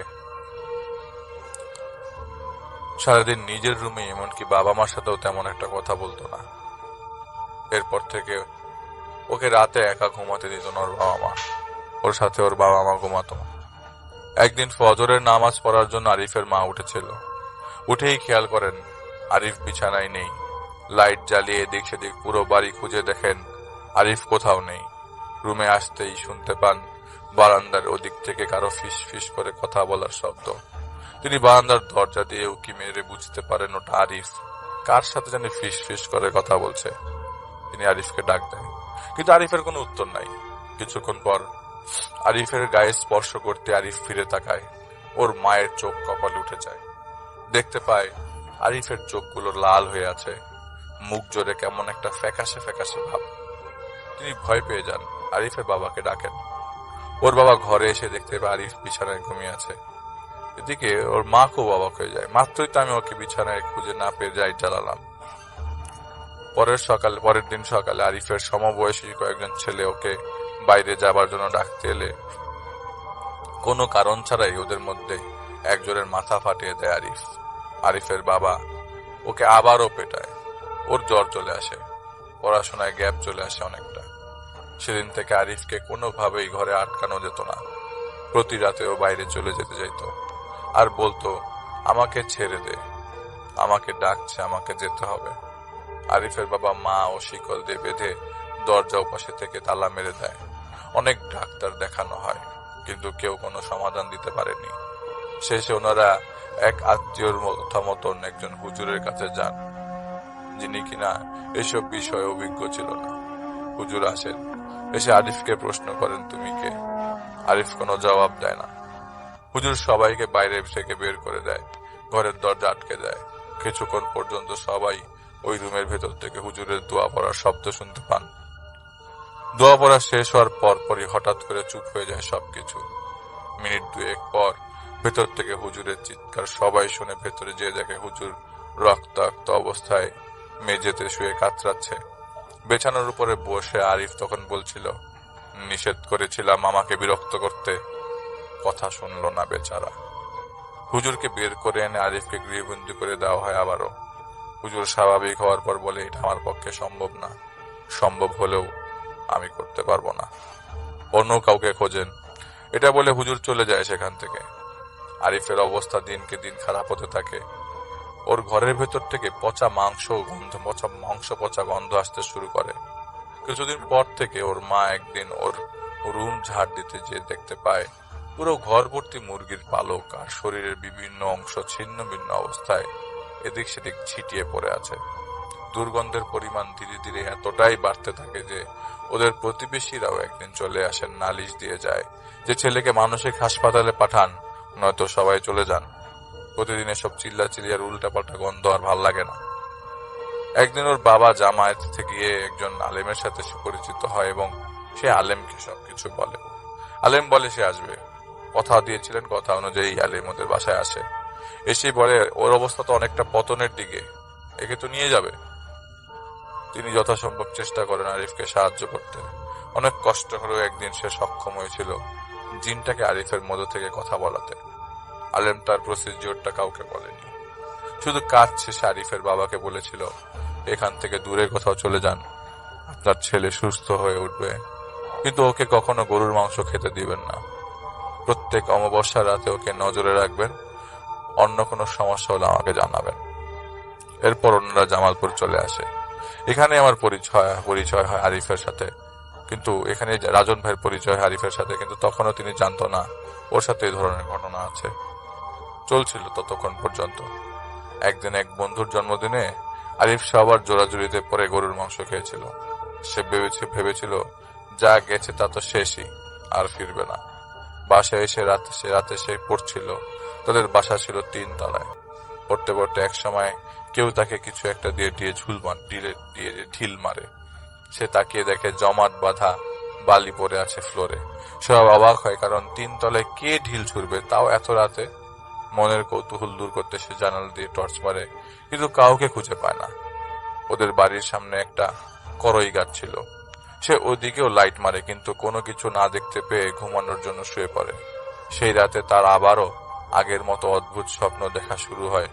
স্বপ্নে দেখছিল সে আবারও তার ছোটবেলার সেই পুরনো এলাকায় পৌঁছে গেছে। কাঁঠাল গাছটা যেমন ছিল তেমনই আছে। গাছের নিচে বসে আছে দুটো বাচ্চা, সেই বাচ্চা দুটো। সেই বাচ্চা দুটোর কাছে গিয়ে সে কথা বলার চেষ্টা করে, কিন্তু বাচ্চা দুটো দৌড় দেয়। আরিফ ওদের পিছু নিতে শুরু করে। দৌড়াতে দৌড়াতে বাচ্চা দুটো আরিফকে সেই বাড়ির সামনে নিয়ে আসে। আরিফ ভেতরে ঢুকে দেখতে পায় একটা মেয়ে দাঁড়িয়ে আছে, মাথায় ঘোমটা দেওয়া। সে চিনে ফেলে এটা ওই মেয়ে। হুট করে ঘোমটাটা সরিয়ে ফেলে মেয়েটা। আরিফ বলছিল মেয়েটা এতটা পরিমাণে সুন্দর ছিল যে ভাষা নেই সেটা প্রকাশ করার। মেয়েটা ওর কাছে এসে ওকে জড়িয়ে ধরে গলায় ছুরি জাতীয় কিছু একটা দিয়ে আঘাত করে এবং সাথে সাথে ওর ঘুম ভেঙে যায়। ঘুম ভাঙতেই সে অনুভব করে তার ঘাড়ের কাছে কেউ নিঃশ্বাস ফেলার শব্দ ফেলছে। এমনকি নিঃশ্বাস ফেলছে সেটা আরিফ অনুভবও করতে পারছে। সে বিছানায় হাত দিয়ে খোঁজাখুঁজি করে, কিন্তু কাউকে খুঁজে পায় না। তবুও তখনও তার ঘাড়ে কারো লম্বা লম্বা নিঃশ্বাস ফেলা অনুভব করতে পারছিল। সে চুপচাপ ঘুমের ভান করে শুয়ে থাকে এবং মনে মনে দোয়া পড়তে শুরু করে দেয়।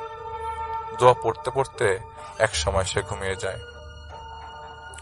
পরদিন সকালে সে অনুভব করে তার পুরোটা শরীর প্রচন্ড রকমের ব্যথা করছে। গলার পাশে লম্বা করে টান দেওয়া কিছু একটা কাটার দাগ। কাটা ঘা শুকিয়ে গেলে যেরকম হয় অনেকটা সেরকম মনে হয়েছিল তার কাছে।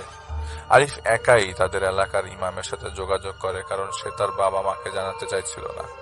ইমাম ওকে পানি পড়া আর একটা তাবিজ দিয়ে বলে, আপাতত এগুলো রাখো, যদি এগুলো দিয়ে সমাধান না হয় তবে অন্য উপায় খুঁজতে হবে। তাবিজ তার খুব একটা পছন্দ ছিল না, তবুও ইমামের কথা মতো পড়েছিল তাবিজটা এবং এরপর মোটামুটি স্বাভাবিক হয়ে যায় সবকিছু। এর প্রায় মাসখানেক পর একদিন রাতে আবারও সেই ঘটনা। দুঃস্বপ্ন দেখে তার ঘুম ভেঙেছে। ঘুম ভাঙার পর সে খেয়াল করে তার ঘরে কারো হাঁটাহাঁটির শব্দ, যার সাথে ভেসে আসছিল নুপুরের আওয়াজ। আরিফ দোয়া পড়তে লেগে যায়, লেপের ভিতরে চলে যায় দোয়া পড়তে পড়তে। কিছুক্ষণ পর বুঝতে পারে শব্দগুলো আর নেই। সে ঘুমিয়ে যায়। সকালবেলা সেই একই কাণ্ড, সারা শরীর প্রচন্ড ব্যথা এবং গলায় একটা ক্ষতের দাগ। শীতকাল ছিল তখন। রাতে আরিফ ব্যাডমিন্টন খেলে বাসায় ফিরছিল। বাড়ির সামনে করই গাছটার কাছে আসতে সে খেয়াল করে গাছের সামনে জমাট বাঁধা অন্ধকার। অন্ধকারের মধ্যে চোখের আকৃতির মতো কিছু জ্বলজ্বল করছে। ভয় পেয়ে যায়। বাসায় না ঢুকে সরাসরি মসজিদের দিকে ছুটে যায়। গিয়ে ইমামকে বলে তাবিজটা ছুটে গেছে। উল্টাপাল্টা কাহিনী আবারও হচ্ছে।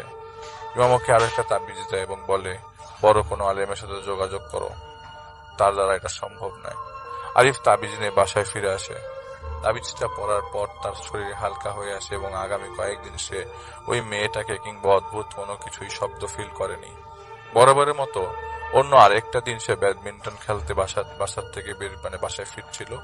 বাড়ির পথে দেখতে পায় একটা স্বাভাবিকের তুলনায় বেশ বড় সাইজের কুকুর তার রাস্তাটা ব্লক করে বসে আছে এবং তাকে কোনোভাবেই ক্রস করতে দিচ্ছে না। সে হাতে একটা লাঠি নিয়ে তাড়া করতেই কুকুরটা পাশে একটা পুকুরের কাছে চলে যায়। পুকুরের কাছে আসার পর আরিফ কুকুরটাকে সেখানে কোথাও দেখতে পায়নি। যাই হোক, বাসায় ফিরে আসার জন্য পেছনে ঘোরার সময় পুকুরের পানিতে তার চোখ পড়ে। সে তাকিয়ে সে তো তাকিয়েছেই, চোখ ফেরাতে পারছিল না। মনে হচ্ছিল পুকুরে সে ডুব দেয়। যখন তার হুঁশ ফেরে তখন সে নিজেকে ওই পুকুরের হাঁটু পর্যন্ত ডুবে যাওয়া অবস্থায় টের পায়। উঠে আসতে যায় এমন সময় তার পায়ে কিছু একটা টান মারে এবং সে উল্টো দিকে পড়ে যায় মাটির দিকে। সাথে সাথে দোয়া পড়া শুরু করে এবং কোনোভাবে পা ছাড়িয়ে এক দৌড়ে বাসায় ফিরে এসে তার মাকে সব খুলে বলবে ঠিক করে। কিন্তু তার মা তখন ঘুমিয়েছিল দেখে তিনি কিছু জানায়নি। বাবাকে বলার সাহস পাচ্ছিল না, কারণ তার বাবা রেগে গেলে আরেক ঝামেলা। মাকে পরদিন জানাবে বলে ঠিক করে। রাতে সে শুয়ে পড়ে কিন্তু ঘুম আসছিল না। হঠাৎ তার কানে আবারও নুপুরের শব্দ। গলায় হাত দিয়ে বুঝতে পারে তাবিজটা আবারও ছুটে গেছে। নুপুরের শব্দটা তাদের ড্রয়িং রুম থেকে এগিয়ে আসতে আসতে তার রুমের দরজার সামনে এসে থেমে যায় এবং সে তার দরজায় ঠক ঠক করে দুটো শব্দ শুনতে পায়। দোয়া পড়তে শুরু করে কিন্তু এবার আর কাজ হচ্ছিল না। কিছুক্ষণ পর সে বুঝতে পায় বারান্দা থেকে কারো চাপা গলায় কান্না করার শব্দ ভেসে আসছে। সে বুঝতে পারছিল না কি করবে। মনে সাহস জুটিয়ে বারান্দার দিকে অগ্রসর হয়। দরজা খুলতেই দেখতে পায় একটা মেয়ে অবয়বের মতো কেউ একজন বারান্দার গ্রিল ধরে দাঁড়িয়ে আছে। ওর কাছ থেকে কান্নার শব্দ আসছিল। মেয়েটা ঘুরে আরিফের দিকে তাকায়। সে তৎক্ষণাৎ চিনে ফেলে এটা ওই মেয়ে যাকে স্বপ্নে দেখেছিল। আরিফ আর নিতে পারছিল না, সে জ্ঞান হারিয়ে ফেলে। পরদিন ওকে নিজে হাসপাতালে ভর্তি করা হলে তার গায়ে প্রচন্ড ব্যথা হয় আর বাম হাতের ছোট আঙ্গুলের নখটা পুরোপুরি ভাবে উঠিয়ে নেওয়া হয়েছিল। এবার সে তার মাকে শুরু থেকে সব শেষ পর্যন্ত বলে। ওর মা আলেমকে ফোন দিয়ে সব জানায়, কিন্তু আলেম তখন পার্সোনাল কোন একটা কাজে ব্যস্ত, তাই আসতে পারেনি। আগামী সপ্তাহে আসবে বলেছিল। ততক্ষণ আরিফকে যেন চোখে চোখে রাখা হয়। আরিফের বাবা তার এক বন্ধুর কথায় একজন মহিলা কবিরাজের সাথে যোগাযোগ করে। কবিরাজ বলেছিল হবে না, একে নিয়ে যাবে। এর উপর যে মহিলা জিনটা আছর করেছিল সে ওই দিন ওর নখ তুলে নিয়ে যায় এবং ওটার মাধ্যমে আরিফকে নিজের আয়ত্তে নিয়ে গেছে। এখন আর কোনো কিছু সম্ভব নয়, কিছুদিনের মধ্যে ওকে নিয়ে যাবে। এসব শুনে কাঁদতে কাঁদতে আরিফের মায়ের শরীর খারাপ হয়ে যায়। একমাত্র ছেলে, যদি কিছু হয়ে যায় তাহলে তারা থাকবে কিভাবে? ওনারা আলেমকে ফোন করে অনুরোধ করতে থাকে যত দ্রুত সম্ভব তাদের এখানে যেন আসতে পারে আলেম, কারণ তারা আলিফকে সামলাতে পারছিল না। সেদিন রাত প্রায় 1টার দিকে দরজায় লাগাতার কয়েকটা কিল ঘুষি শুনে আরিফের বাবা রেগে যায়। দরজা খুলে দেখতে পায় ওপাশে কেউ নেই। দরজা লাগিয়ে ঘরে ফেরার 2 মিনিটের মাথায় আবার দরজায় ধাক্কাধাক্কি।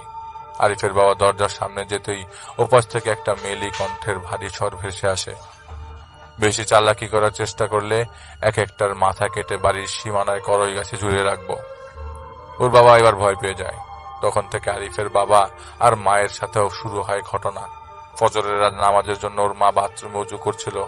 হুট করে একটা অদৃশ্য হাত ওনাকে চর মেরে পাঁচিতে ফেলে দেয়। নাক মুখ ফেটে রক্ত বের হতে শুরু করে। বাসায় একজন কাজের বুয়া থাকতো। সে একদিন রাতের বেলা দেখতে পায় ফ্রিজ খোলা এবং ফ্রিজের সামনে মানব আকৃতির কেউ একজন দাঁড়িয়ে আছে, কিছু একটা করছে। এটা অন্য কেউ না, কাউকে চেনা যাচ্ছে না। সে কাছে যায়, দিকে দেখতে পায় আরিফ দাঁড়ানো। সে জিজ্ঞেস করে, বাবা আপনি এত রাতে কি করেন? এখানে ক্ষুধা লাগলে বলেন, কিছু রান্না করে দেই। আরিফ তখনই বুয়ার দিকে ঘুরে তাকায়। বুয়া দেখতে পায় আরিফ ফ্রিজ থেকে কাঁচা মুরগির মাংস বের করে চাবাচ্ছে। বুয়া চিৎকার দেয়, জ্ঞান হারিয়ে ফেলে। চিৎকার শুনে আরিফের বাবা মা ছুটে আসে। জ্ঞান ফেরার পর সে জানায় আরিফকে তিনি দেখেছেন কাঁচা মুরগি কামড়ে খাচ্ছে। ওনারা অবাক হয়, কারণ আরিফকে তারা দরজা আটকে ভেতরে বেঁধে রেখেছিল, বের হবার পথ নেই। চেক করে দেখেন আরিফ তখনও রুমের ভেতরে খাটের সাথে বাঁধা। বুয়া বলে সে আর এই বাসায় কাজ করবে না, টাকা পয়সা বুঝিয়ে দিতে সে চলে যাবে। তো কিছুদিন পর আলেম আসে। আলেম এসেই দেখে আরিফ একদম স্বাভাবিক আচরণ করছে, যেন কোনো সমস্যাই নেই। সে তখন আর তেমন কিছু করে না। রুমের চারপাশে 4টা পেরেক গেঁথে দিয়ে সে চলে যায় এবং বলে কয়েকদিন পর আসবো, আপাতত থাকুক এভাবে। ঘরে পেরেক গেঁথে দেওয়ার পর থেকে আরিফের উল্টাপাল্টা আচার আচরণ করা বন্ধ হয়ে গেছিল, কিন্তু দুঃস্বপ্ন দেখা বন্ধ হয়নি। 2 দিন পর আলেম ফোন করে বলে 3টা কাঁসার কলস জোগাড় করেন, সাথে 3টা কালো রঙের ছাগল। আমি আসছি আগামীকাল। আরিফের বাবা সেদিনই জিনিসগুলো কিনে আনে। আলেম এসে ওদেরকে বলে, আপনার ছেলের উপর দিনাজপুরে থাকা সময় থেকে একটা পরীর আসর হয়েছিল। গত কয়েকদিন ধরে সাথে কথা বলার চেষ্টা করছি, ছাড়তে চাইছিল না। শেষমেশ 3টা ছাগলের বিনিময়ে রাজি করানো গেছে। এবার একবারে ছেড়ে চলে যাবে, এমন না, ক্ষতি করবে না, কিন্তু আশেপাশে থাকবে। আলেম কলসটায় পানি ভরিয়ে কিছু দোয়া পরে ফু দিতেই ঢাকনা লাগিয়ে দেয়। আরিফ বলে, তোমাদের এলাকা 3 রাস্তার মোড়ে ঠিক রাত 12টার সময় তোমাদেরকে আমি নামিয়ে দিব। আমি ইশারা করা মাত্রই একবার ডান কাঁধে আর একবার বাম কাঁধে শেষবারের মতো মাথার উপর 3 কলসি থেকে 3বার পানি ঢালবে। ফিরে আসার সময় যদি শুনতে পাও তোমাকে কেউ ডাকছে, তবে ভুলেও ফিরে তাকাবে না। আলেম আর আরিফ কলসি ছাগল তিনটা রেখে আসেন সেখানে। তারপর আরিফকে বলে, এখানে অপেক্ষা করো, আমি ইশারা করলে পানি ঢালবে গায়ের উপর। আলেম আরিফকে দূর থেকে ইশারা করে 10 হাত দূরত্বে চলে যায় এবং কিছুক্ষণ পর হাতের ইশারা দিয়ে বলে, পানি ঢালো। আরিফ সাথে সাথে গায়ের উপর পানি ঢালতে শুরু করে। শেষ হওয়ার পর কলস 3টাকে 3 ছাগলের সামনে উল্টো করে রেখে ফিরে আসতে শুরু করে। ঘুরে আসার সময়ও সে স্পষ্ট শুনতে পাচ্ছিল বাচ্চা দুটির হাসির আওয়াজ, নুপুরের শব্দ, কিন্তু সে পেছনে ফিরে তাকায়নি।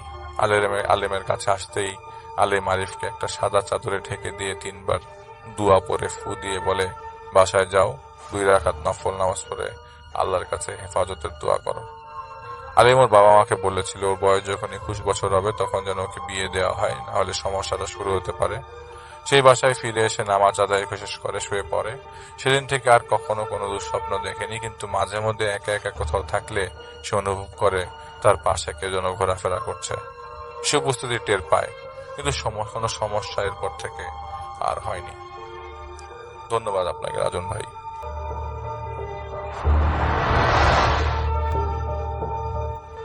আজকের এই এপিসোডে এখন আমি শিশিরাপুর ঘটনায় চলে যাব।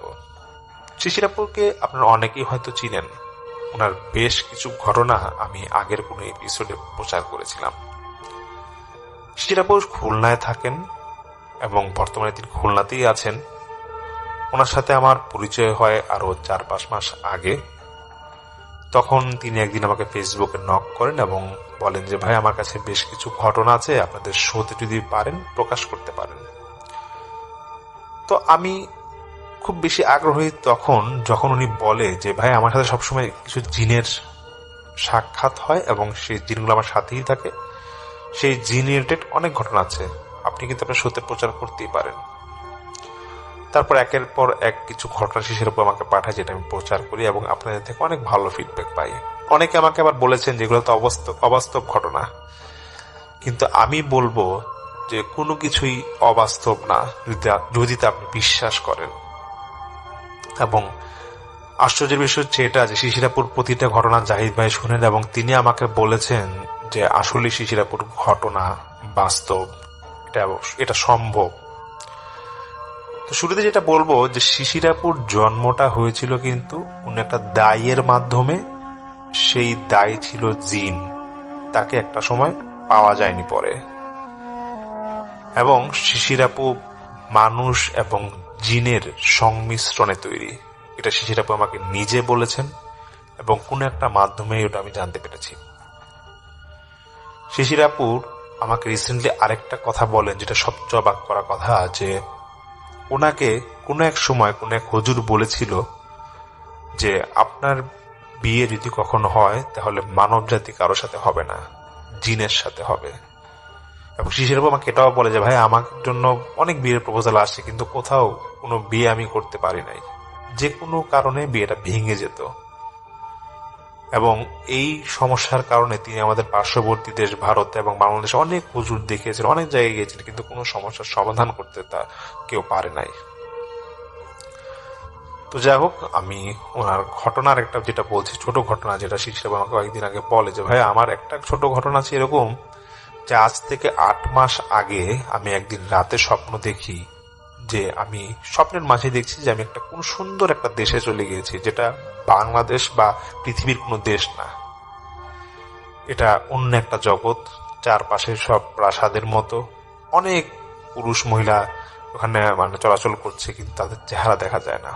এই স্বপ্নগুলো নাকি উনি প্রায় দেখতো, তবে সেদিনকার স্বপ্ন ছোট ব্যতিক্রম। উনি দেখছে যে কয়েকজন মহিলা শিশিরাপুকে নাকি একটা প্রাসাদের দিকে নিয়ে যাচ্ছে এবং বলছে যে আজকে তোমার বিয়ে হবে, তুমি এখন তোমার স্বামীর সাথে দেখা করতে যাবে, সেখানে তোমাকে বিয়ে পড়ানো হবে। শিশিরাপু বলে যে কয়েকটা মহিলা আমার হাতে মেহেদি পরিয়ে দিয়েছিল এবং আমাকে একটা জায়গায় বসায়, তখন একটা সুন্দর একটা ছেলে সামনে আসে এবং আমি নিজের থেকে সেখানে কবুল বলি, ছেলেটাও কবুল পড়ে। তারপর শিশিরাপু এরকম সারা রাত নাকি স্বপ্ন দেখে। সকালে ঘুম থেকে উনি দেখতেছে যে ওনার হাতে ঠিক গতকাল স্বপ্নে যেরকম তিনি রাতে এরকম মেহেদি দেখেছিলেন সেরকম মেহেদি ওনার হাতে। এবং এটা দেখার পর উনি ওনার পরিচিত যে ঘনিষ্ঠ হুজুর যারা আছে তাদেরকে জিজ্ঞেস করেছিলেন, সেই হুজুররা বলেছে যে হয়তো বা যে ছেলেটিকে তুমি স্বপ্ন দেখেছো তার সাথে তোমার বিয়ে হয়ে গেছে। পরবর্তীতে আমিও কোনো একটা হুজুরের মাধ্যমে এটা কথাটা বলার পর উনি সেই একই উত্তর পাই। যাই হোক, এখনকার যে ঘটনাটা রিসেন্টলি আমি যেটা এখন শেয়ার করব, এটার মধ্যে হয়তো অনেক কিছুই লুকিয়ে আছে শিশিরাপুর জীবনের। তো প্রতি বছর শিশিরাপুর যে ফ্যামিলি মেম্বার যারা আছে তারা বিভিন্ন জায়গায় ঘুরতে যেত। যেহেতু এখন করোনার সময়, তো বছরের শেষের দিকে ওরা চেয়েছিল ঘুরতে যাওয়ার জন্য। তো শিশিরাপুর ভাই উনি এবছরের শুরুতেই অস্ট্রেলিয়া থেকে তিনি আসেন এবং উনি ওনার ফ্যামিলিকে প্রস্তাব দেয় যে এবছর শেষের দিকে ওনারা কোথাও ঘুরতে যাবে। তো ঠিক হয় যে ওনারা সাজেক, সেন্ট মার্টিন, কক্সবাজার এইসব জায়গাগুলো ঘুরবে। তো কোনো একটা কারণে শিশিরাপু এবং ওনার আপন বড় ভাই এবং ওনার এক কাজিনের হাজবেন্ড এবং ওনার ভাইয়ের এক ফ্রেন্ড ওরা ঠিক করে যে ওরা এরকম ঘুরতে যাবে একসাথে। তো কথা হয় এরকম যে শিশিরাপু এবং ওনার ভাই খুলনা থেকে, যেহেতু ওনার বাড়ি খুলনা থেকে ঢাকায় আসবেন। ঢাকায় ওনাদের একটা বিয়ের দাওয়াত আছে, সেটাকে সেই রাতেই আবার ওনারা সাজেক চলে যাবেন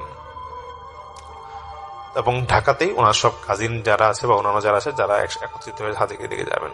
শিশিরাপু বলে যে ভাই, আমি যখন খুলনা থেকে বাসে উঠি, আমার বাসে ওঠার পর থেকে শরীরটা খুব একটা ভালো লাগছিল না, মনে হচ্ছিল যে বমি আসবে, আর এসি বাস ছিল। তো তারপরও আমি একটু ওষুধ খেয়ে একটু ঘুম দিই বাসের মধ্যে। ভাইয়া বলে যে তুই ঘুমা, কোনো সমস্যা নাই। তো বাসে ওঠার পরে, এটা নাকি ছিল নভেম্বরের 24 তারিখ, তো বাসে ওঠার পরে শিশিরাপু নাকি আবার একটা স্বপ্ন দেখে। উনি সবসময় স্বপ্নে যে প্রাসাদ বা যে রাজ্যটা দেখতো সেখানে গিয়েছেন দেখছে, এবং সেখানে কিছু মহিলা ওনাকে নিয়ে হাঁটাহাঁটি করছে এবং ওনাকে বিভিন্ন জায়গা দেখাচ্ছে। একটা বাগানে নিয়ে যায় ওনাকে। সেই বাগানে নিয়ে যাওয়ার পরে উনি দেখছে কিছু বাচ্চা সেখানে খেলাধুলা করছে এবং অদ্ভুত ভাষায় কথাবার্তা বলতেছে।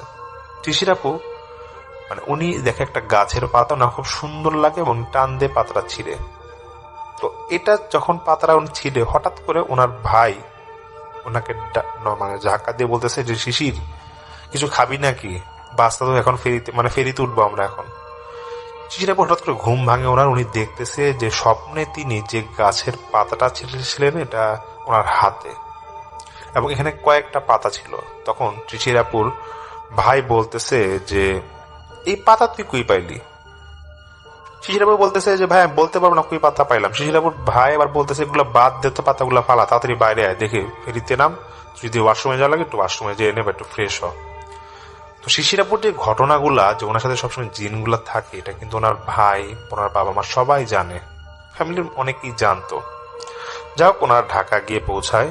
ঢাকায় গিয়ে পৌঁছানোর পর ওনার লালবাগের কেল্লার পাশেই ওনার সেই কাজিনের বাসা, যেখানে একটা বিয়ের দাওয়াত ওনাদের ছিল। ওনাদের প্ল্যান ছিল এরকম যে বিয়ের দাওয়াতটাকেই রাতে আবার ওনার সাজেকের উদ্দেশ্যে রওনা দিবে।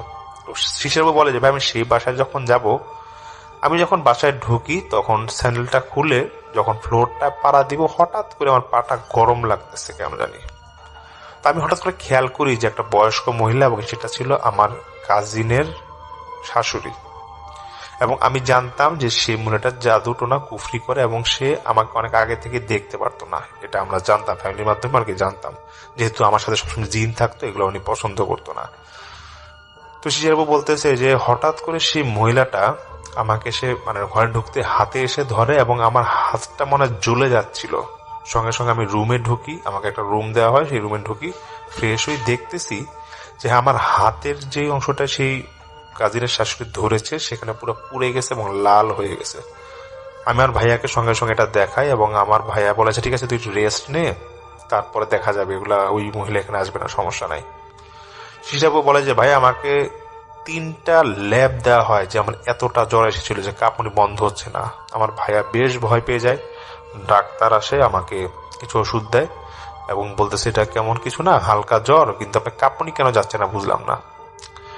শিশিরাপু বলে যে ভাই আমি যখন এই ওষুধ খেয়ে ঘুম দিচ্ছিলাম তখন দুপুর হবে, তখন আমি আবার সেই স্বপ্নে চলে যাই, যে স্বপ্নটা আমি বাসে দেখছিলাম।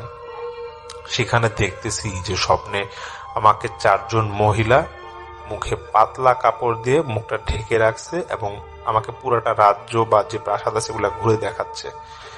এবং দেখাতে দেখাতে একটা লোক আসে এবং এই লোকটাকে আমি প্রায় সময় স্বপ্ন দেখি। সেই মহিলাগুলা লোকটাকে দেখেই সালাম দিচ্ছে জোরে এবং আমাকে বলতেছে যে জোরে সালাম দাও। এবং সেই লোকটা বলতেছে যে শিশিরকে কিছু খাইতে দাও। তখন নাকি শিশির আপুকে ফল খেতে দেওয়া হয় এবং তিনি ফল খাচ্ছিল এবং সেই লোকটা সে শিশির আপুর হাতের দিকে তাকায় বলতেছে যে তোমার হাত তো বেশ খানিক পুড়ে গেছে, তুমি যত দ্রুত পারো এই বাসা থেকে চলে যাও, এখানে থাইকো না, এখানে থাকার তোমার দরকার নাই।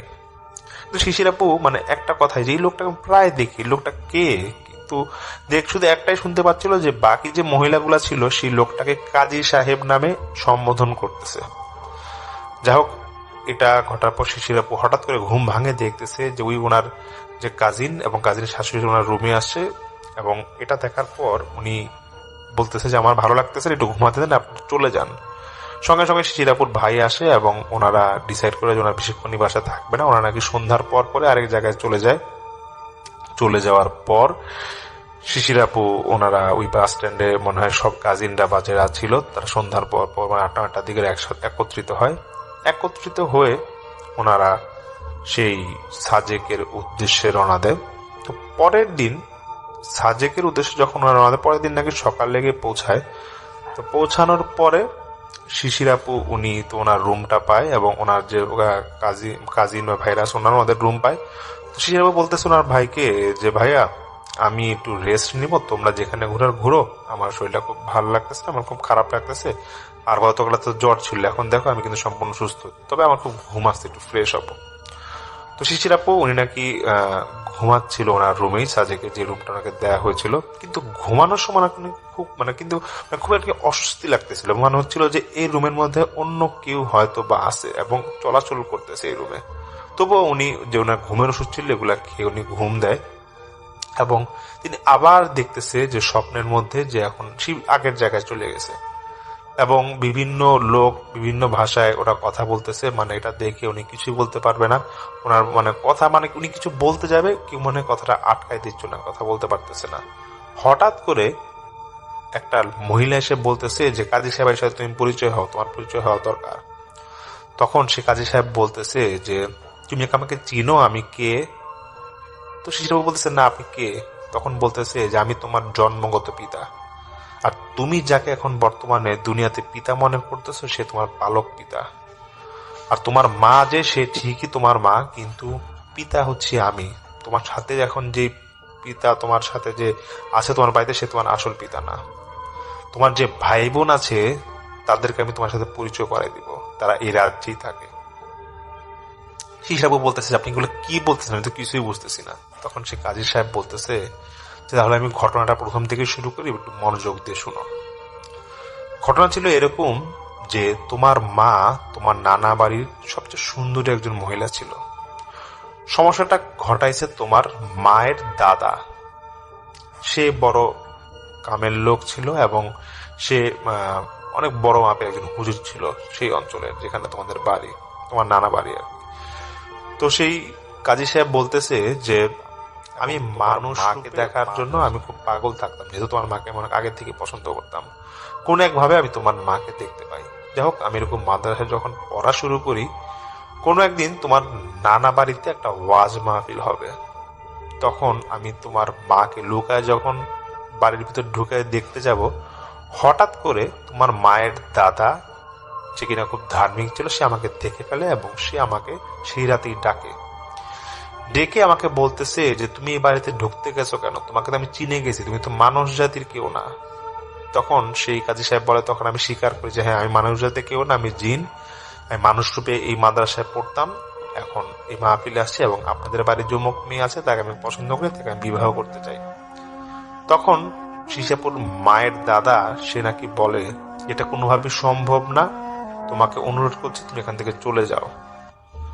তখন সেই কাজী সাহেব যে জিন, তিনি বলে যে আমি তাকে চাই এবং এটা আপনাকে আমি সবসময় আমি ওকে চাবো, এটা আপনাকে আমি বলে গেলাম, এবং আমি যদি ওকে না পাই তাহলে কিন্তু খুব সমস্যা হবে। তো এটা বলার পর 2-1 দিনের মাঝেই নাকি কাজী সাহেব সে শিশিরাপুর যে বর্তমান মা আছে তাকে নিয়ে নাকি নিখোঁজ হয়ে যায়, কোথাও নাকি পাওয়া যাচ্ছিল না। এদিকে শিশিরাপুর মায়ের দাদা তিনি বুঝে যায় যে এই কাজটা এই কাজী সাহেব বা সেই জিনই করিয়েছে। তখন সেই জিনের পরিবারকে ডাকা হয়, পুরা মাদ্রাসা ঘিরে তখন অনেক বড় বড় হুজুর আনা হয় এবং সেই মাকে রেখে যেতে বাধ্য করে সেই কাজী সাহেব। তখন সেই কাজী সাহেব বলে শিশিরাপুর মায়ের দাদাকে যে দেখেন, আমি কিন্তু এই মেয়েকে বিয়ে করে ফেলছি, আমার রাজ্যে নিয়ে গেছিলাম, আমি ওকে নিয়ে থাকতে চাইছিলাম, কোনো ক্ষতি করতাম না ওর, কিন্তু আপনি কিন্তু সর্বনাশটা করলেন এবং ওর যে সন্তান হবে সামনে সেই সন্তানটা জিন এবং মানুষের মিশ্রণের তৈরি হবে। এটা বলার পর আর তো মানে পুরা বাড়িতে এরকম আশেপাশে অনেক জানাজানি হয়ে যায়, কিন্তু কোনো একটা কারণে এটা সবাইকে বলে যে এটা যাতে বেশি জানাজানি না হয় যে এরকম ও নিখোঁজ হয়ে গেছিল এই মেয়েটা। যা হোক, শিশিরাপুর নানা ওনার মায়ের বাবা যিনি ছিলেন, তো উনি নাকি তারপর দ্রুত ওনার মেয়ের বিয়ে দিয়ে দেন। শিশিরাপুর মায়ের তখন দ্রুত এক জায়গায় বিয়ে দিয়ে দেয় এবং যার সাথে বিয়ে হয় সেই লোকটাই হচ্ছে শিশিরাপুর বর্তমান বাবা, যিনি দুনিয়াতে বর্তমানে আছেন। তারপর নাকি শিশিরাপুর জন্ম হয়। আমি একটা ঘটনায় আগেই বলেছিলাম যে শিশিরাপুর জন্ম হওয়ার সময় নাকি গ্রামে এমন একটা অবস্থা ছিল যে হাসপাতালে নেওয়ার কোনো অবস্থা ছিল না এবং কোনো লোক পাচ্ছিল না, কোনো দায় পাচ্ছিল না। তখন নাকি একটা জিন মানুষ রূপে দায় হিসাবে ওনাদের এক আত্মীয় যেরকম দায় ছিল সেই আত্মীয় রূপ নিয়ে গিয়ে পরে শিশিরাপুর জন্ম হওয়ার জন্য সাহায্য করেন।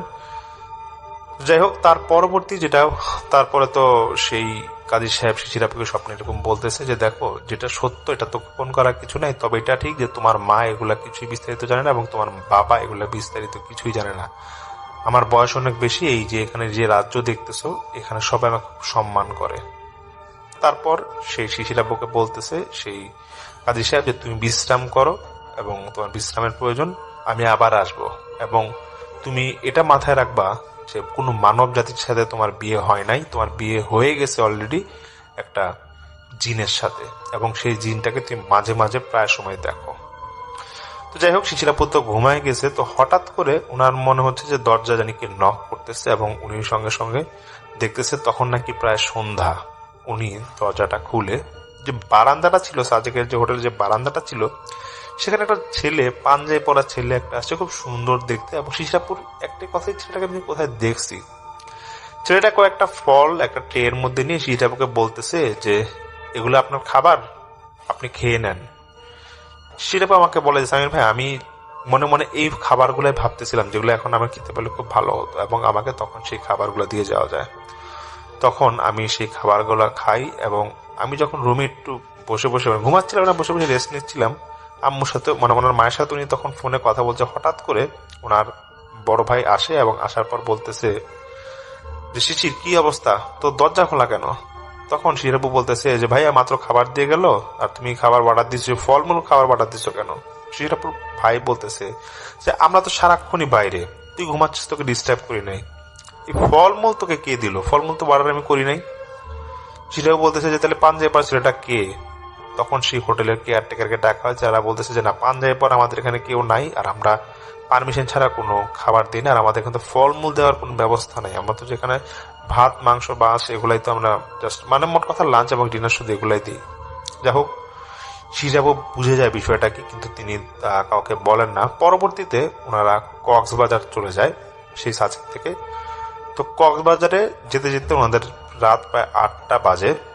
তো শিশিরাপু ফ্রেশ হয়ে যখন ওনার বিচের পাড়ে যাবে তখন নাকি রাত 11টা বাজে। শিশিরাপু আমাকে বলে যে ভাই, আমি বিচের পাড়ে যখন ছিলাম তখন আমার হাতে মোবাইল ছিল, কিন্তু মোবাইলটা আমি আমার একটা ছোট সোয়েটার ছিল, সোয়েটারে ঢোকায় ফেলি পকেটে। তো কিন্তু আমার একটাই কথা যে এই জিন আমার বাবা হয় কিভাবে, আর আমার জিনের সাথে বিয়ে হয়েছে, ওর সবকিছু নাকি ওনার উলট পালট লাগতেছিল। এবং ওনার একটাই কথা, তাহলে আমি সত্যিই জিনের সন্তান, বা আমার স্বামী যে সে কি সত্যিই জিন? এগুলা যখন চিন্তা ভাবনা উনি করতেছে, উনি নাকি হাঁটতে হাঁটতে অনেক গভীর সমুদ্রে চলে গেছিল, উনি কিন্তু বলতেও পারবে না। হঠাৎ ওনার মোবাইলের যখন রিং বাজতেছে, উনি দেখে যে রাত 3:30 বাজে এবং মোবাইলটা চেক করে দেখে 32টা মিস কল এবং ওনার হাঁটুর থেকে উপর অংশ বেশ কিছু অংশ নাকি ওনার ভিজা। তার উনি সমুদ্রের অনেক গভীরে চলে গিয়েছিল হাঁটতে হাঁটতে। এটা দেখার পর শিশিরাপুর ভাই উনি শিশিরাপুর দেখে যে আসলে সবগুলো 32 মিস কলটা শিশিরাপুর ভাই ফোন দিয়েছে। শিশিরাপুর তখন তার ভাইয়ের ফোন ধরে এবং ওনার ভাই খুব জোরে বকা দিয়ে বলতেছিল যে তুই কোথায় গেছিলি, তোকে এতবার ফোন দিলাম, আমরা 5 বার এই মানে 20টা পুরো চষে বেড়াইছি, তোকে পাইলাম না, তুই কোথায় ছিলি? তখন শিশিরাপু বলতেছে যে আচ্ছা ঠিক আছে আমি আসতেছি, তোমরা দাঁড়াও। তখনও শিশিরাপু ওনার সাথে কি ঘটছে ওগুলো কিছুই কিন্তু বলতেছে না। ওনারা তখন ওনাকে তখন হোটেল রুমে নিয়ে যাওয়া হয় এবং সেই রাতে উনি ওনার ভাইকে কিছুটা আভাস দেয়, বলতেছে ভাই আমার কিছু একটা আমার সমস্যা হচ্ছে, তোমরা আমাকে ফালায় খুব একটা দূরে দূরে যাও না। তো পরের দিন ওনাদের কথা হয় যে ওনারা সেন্ট মার্টিন যাবে এবং সকাল 7টায় ওনারা রওনা দেয় কক্সবাজার থেকে। সেন্ট মার্টিন যাওয়ার পর যেটা ঘটে যে সকালে ওনার আম্মুকে ফোন দেয় শিশিরাপু এবং শিশিরাপুর আম্মু বলতেছে যে শিশির তোকে বলতে ভুলে গেছিলাম, আজ কিন্তু পূর্ণিমা এবং এই পূর্ণিমাতে কিন্তু তুই আগে অনেকবার হারাই গেছিলি, যদি কোথাও ঘুরতে যাস তোর কিন্তু পূর্ণিমাতে সমস্যা হয়। এবং শিশিরাপুর ভাইকেও বলে দেয় যে শিশিরকে একটু যত্নে রাখবি, সে কিন্তু এই পূর্ণিমার সময় হারায় যায় এবং তোকে খুব কাছাকাছি রাখবি। তো ওনারা তো সেন্ট মার্টিন পৌঁছায়। সেন্ট মার্টিন পৌঁছানোর পর শিশিরাপুর যে কাজিন এবং কাজিনের হাজবেন্ড, তারপরে যে ওনার যে ভাইয়ের ফ্রেন্ড ছিল, ওরা তো একসাথেই ছিল। সবাইকে একই কথা বলা হয় যে শিশির যেহেতু একটু সমস্যা আছে, ওকে পূর্ণিমার সময় একা ছাড়া যাবে না। তারপর অনেকেই বলতেছে যে আরে সেন্ট মার্টিন থেকে এখান থেকে কোথায় যাবে, এটা তো ছোট একটা জায়গা, আর এখানে তো এই হোটেলের পাশেই তো বিচ, ও কোথাও যাবে না, ও আশেপাশে হাঁটাহাঁটি করুক। তো শিশিরাপুর ভাই বলছে হ্যাঁ তাও কথা ঠিক, এখানে সব আশেপাশে সবকিছু পাওয়া যায়। যা হোক শিশিরাপুকে এরকম ওনার ভাই বলতেছে যে ঠিক আছে তুই আশেপাশেই থাক, বেশি দূরে যাস না, তুই হাঁটাহাঁটি করলে আশেপাশে হাঁটাহাঁটি করিস। শিশিরাপু পুরা সেন্ট মার্টিনটার যেখানে ওনারা গিয়েছিলেন ঘুরতে, আশেপাশে সব জায়গায় ঘুরছে। তো ঘুরতে ঘুরতে হঠাৎ করে উনি দেখতেছে যে সমুদ্রের একটা কর্নার থেকে ওনার ভাই ওনাকে ডাকতেছে, ওনাকে বলতেছে শিশির একটু এদিকে আয়, দেখে যেখানে কত সুন্দর। শিশিরাপু কোনো কিছু না বুঝেই উনি ওনার ভাইয়ের কাছে যখন যাবে, হঠাৎ উনি কাছে গিয়ে দেখে মানে ওইটা ভাই নাকি ওনার দিকে একবার তাকায়, বিপরীত দিকে তাকাইছিল, আবার যখন তাকাতে যাবে উনি দেখতেছে যেই ছেলেটা ওনাকে সাজেকে থাকতে খাবার নিয়ে এসেছিল পাঞ্জাবি পরে, সেই ছেলেটাই এটা। এবং সেই ছেলেটা বলতেছে যে আমার হাতটা ধরো, আমার সাথে আসো। শিশিরাপু তখন এরপর নাকি আর কিছুই বলতে পারবে না। উনি বলে যে ভাই আমি এমন একটা জায়গায় গেলাম, এটা একটু অন্যরকম জায়গা এবং দেখছি যে আমি পানির খুব তলদেশে এবং উপর দিয়ে অনেক মাছ যাচ্ছে। এই কথাটা বলার আগে আমি আপনাদের একটু একটা জিনিস বলতে চাই। আমি জাহিদ ভাইয়ের সাথে কথা বলেছিলাম কয়েকদিন আগে, তো ওনাকে বলেছিলাম যে ভাই জিন জাতি কোথায় থাকে, তখন জাহিদ ভাই আমাকে বলেছিল সামি ভাই জিন জাতি খুব গভীর পাহাড় অঞ্চলে থাকে অথবা সমুদ্রের তলদেশে থাকে। তখন শিশিরাপুর কথাটার সাথে আমি কথাটা মিলিয়ে ফেলি, যে দেখলাম যে না আসলে শিশিরাপুর যেটা বলেছে এটা হয়তো অবশ্যই বাস্তব একটা ঘটনা। যা হোক আমি তারপর শিশিরাপুর কাছে আবার জিজ্ঞেস করি শিশিরাপুর তখন আপনি কি দেখলেন। শিশিরাপু বলে আমাকে যে ভাই আমি যখন এরকম একটা জায়গায় আমাকে বসানো হলো, আশেপাশের রাজ্যটা এমন যে আমার মনে হচ্ছে উপর দিয়ে মাছগুলা মানে আমার মানে ওরা ভেসে যাচ্ছে এবং রাজ্যটার আশেপাশে অনেক লোক এবং তারা যেন আমাকে দেখেই খুব স্বাগত জানাচ্ছে এবং আমার কাছে সবকিছু উল্টাপাল্টা লাগতেছিল। কিছুক্ষণ পর নাকি সেই কাজী সাহেব, যিনি শিশিরাপুর অরিজিনাল বাবা, যিনি ছিলেন সেই জিন জাতির মধ্যে, তো সেই এসে বলতে শিশিরাপুকে যে তুমি আবার আসছো, তোমাকে আবার স্বাগত জানাই এবং আজকে তুমি আমার সাথে রাতে একসাথে খাবা, এখানে তোমার খাওয়ার জন্য খুব ভালো ব্যবস্থা করা হয়েছে। তখন যে ছেলেটা শিশিরাপুকে নিয়ে আসছিল, তখন সে কাজী সাহেব বলতেছে যে এই ছেলেটাকে ভয় পাবা না, তোমার খুব কাছের মানুষ, ও কি ওর পরিচয় আমি তোমাকে পরে দিচ্ছি। তখন সে কাজী সাহেব শিশিরাপুকে বলতেছে যে তুমি শুধু তোমার মাকে বলবা যে চাঁদ হুজুরকে চিনে নাকি। তখন শিশিরাপুর বলতেছে চাঁদ হুজুরকে? সেই লোক বলতেছে চাঁদ হুজুর আমি নিজে, এবং আমি যখন মানুষ রূপে সেই মাদ্রাসায় পড়তাম তখন এই চাঁদ হুজুর নামে আমি খুব মানে পরিচিত আমার ছিল চাঁদ হুজুর নামে। এবং বলতেছে যে তোমার মায়ের দাদার নাম কুটি, এটাও তুমি জিজ্ঞেস করে নিবা, কুটি হুজুর নামে তোমার মায়ের দাদাকে সবাই চিনত। যা হোক সেই কাজী সাহেব বলতেছে যে দেখো যা হওয়ার হয়েছে, তোমাকে আমি কিছু নির্দেশনা দিব, যে তুমি দেখো যে অনেক সময় অনেক বদ জিন তোমাকে জ্বালাচ্ছে, তোমাকে ডিস্টার্ব করে, কিন্তু এই বদ জিনগুলো হচ্ছে কাফের জিন, যে জিনগুলো আমাকে দেখতে পায় না, যে জিনগুলোর সাথে আমার দ্বন্দ্ব, এবং তুমি চিন্তা করবা না এই জিনগুলোকে আমি যেভাবেই হোক আটকায় রাখি, তারা তোমাকে হয়তো ভয় দেখায় কিন্তু কোনো ক্ষতি করতে পারবে না। তখন সেই কাজী সাহেব মানে শিশিরাপুর সেই বাবা তিনি বলতেছে যে তুমি তোমার মাকে বাড়িতে গিয়ে বলবা তোমার সাথে আমার সাক্ষাৎ হয়েছে এবং তোমাকে আমি খুব দ্রুত নিয়ে যাব এবং তোমাকে যেন কোনো মানব জাতির কারোর সাথে বিয়ে না দেয়। যদি বিয়ে দেওয়ার জন্য আগ্রহ প্রকাশ করে তাহলে কিন্তু খুব বড় ক্ষতি হবে, যা তুমি আগেই দেখছো। এবং সেই মুহূর্তে সে কাজী সাহেব বলে যে তোমার বিয়ে হয়ে গেছে এবং যে জিনের সাথে বিয়ে হয়েছে সেই ছেলেটা হচ্ছে যে তোমাকে সেই সাজেকে যার সাথে তোমার দেখা হয়েছিল, যে তোমাকে খাবার দিয়েছিল, এবং এখন যে ছেলেটা তোমাকে নিয়ে আসছে তার সাথে তোমার বিয়ে হয়েছে এবং এটা তোমাকে মানতেই হবে, তুমি মানো কি না মানো। যাই হোক, শিশির আপুকে এই ঘটনাগুলো বলে এবং শিশির আপুকে সে কাজী সাহেব বলে যে তুমি বাড়িতে চলে যাও, তুমি এখানে বেশি দিন থাইকো না, আর এখানে তোমার থাকাটা ঠিক হবে না এবং তুমি খুব সাবধানে থাকবা, তুমি আমাকে স্মরণ করবা, আমি এসে পড়বো, এটা নিয়ে তুমি কোনো চিন্তা করবে না। শিশির আপু তারপর আমাকে বলে যে ভাইয়া, আমি তখন হঠাৎ করে নিজেকে ফিল করে দেখি যে আমি যেই রিসোর্টটায় উঠছিলাম রিসোর্টের বারান্দায় দাঁড়ায় আছে এবং আমার ভাইয়া পিছন থেকে এসে আমাকে জোরে ধাক্কা দিয়ে বলতেছে যে তুই গত একদিন কই ছিলি। ভাইয়ার আশেপাশে দেখতেছি অনেকেই দাঁড়ায় আছে যারা আমরা একসাথে আসছিলাম এবং অন্যান্য রিসোর্টে আরো কয়েকজন, প্রায় 8-10 জন দাঁড়ায় আছে এবং আমাকে মানে খুব বকাবকি করতেছে। কিন্তু ভাইয়া একটা পর্যায়ে বুঝে যে আমি একটা সমস্যায় পড়ছিলাম। তখন ভাইয়া আমাকে আলাদা রুমে নিয়ে বলে যে কি হয়েছিল আমাকে বল। তখন আমি ভাইয়াকে সম্পূর্ণ সব ঘটনা খুলে বলতে বাধ্য হই, আমি কোথায় ছিলাম, কি হচ্ছে আমার সাথে কয়েকদিন। তখন ভাইয়া আমাকে বলে যে থাক, এটা তুই আর বাবা মাকে জানাস না, এটা পরে ঠান্ডা মাথায় পরে জানানো হবে। চিরাবু পরে বলে যে ভাই আমরা সেদিন থাকি না ওইখানে, আর আমরা তখন তারপরেই খুব দ্রুত আবার কক্সবাজার আসি, ওইখান থেকে আমরা মহেশখালী যাই এবং কিছু কিছু জায়গায় ঘুরতে যাই। তো ওইখানেও কিছু ঘটনা ঘটে মহেশখালীর সেই মন্দিরে এবং তারপর বৌদ্ধদের কিছু মন্দির ছিল, ওখানে কিছু ঘটনা ঘটে, এগুলা শিশির আমাকে বলেছে, ওগুলো আর আমি শেয়ার না করি, আরেক সময় তো শেয়ার করব। তো এটাই ছিল শিশির আপুর ঘটনা এখন পর্যন্ত। শিশির আপুর সাথে আরো কিছু ঘটনা ঘটেছে, কিন্তু উনি আমাকে বলেছে যে ভাইয়া আমার অনেক ঘটনা বলার মানা আছে দেখে আমি শেয়ার করছি না। এবং আমার এই যে ঘটনা শিশির আপু সম্পর্কে যেটা বললাম, শিশির আপু আমাকে বলে যে ভাই আপনি যদি এটা প্রকাশ করেন, যদি আমার ফ্যামিলি রিলেটিভকে শুনে যায়, তাহলে তারাই সর্বপ্রথম এই ঘটনাগুলো প্রথম শুনবে, যে যেটা আমার সাথে সেন্ট মার্টিনের বা কক্সবাজার যেটা ঘটেছিল।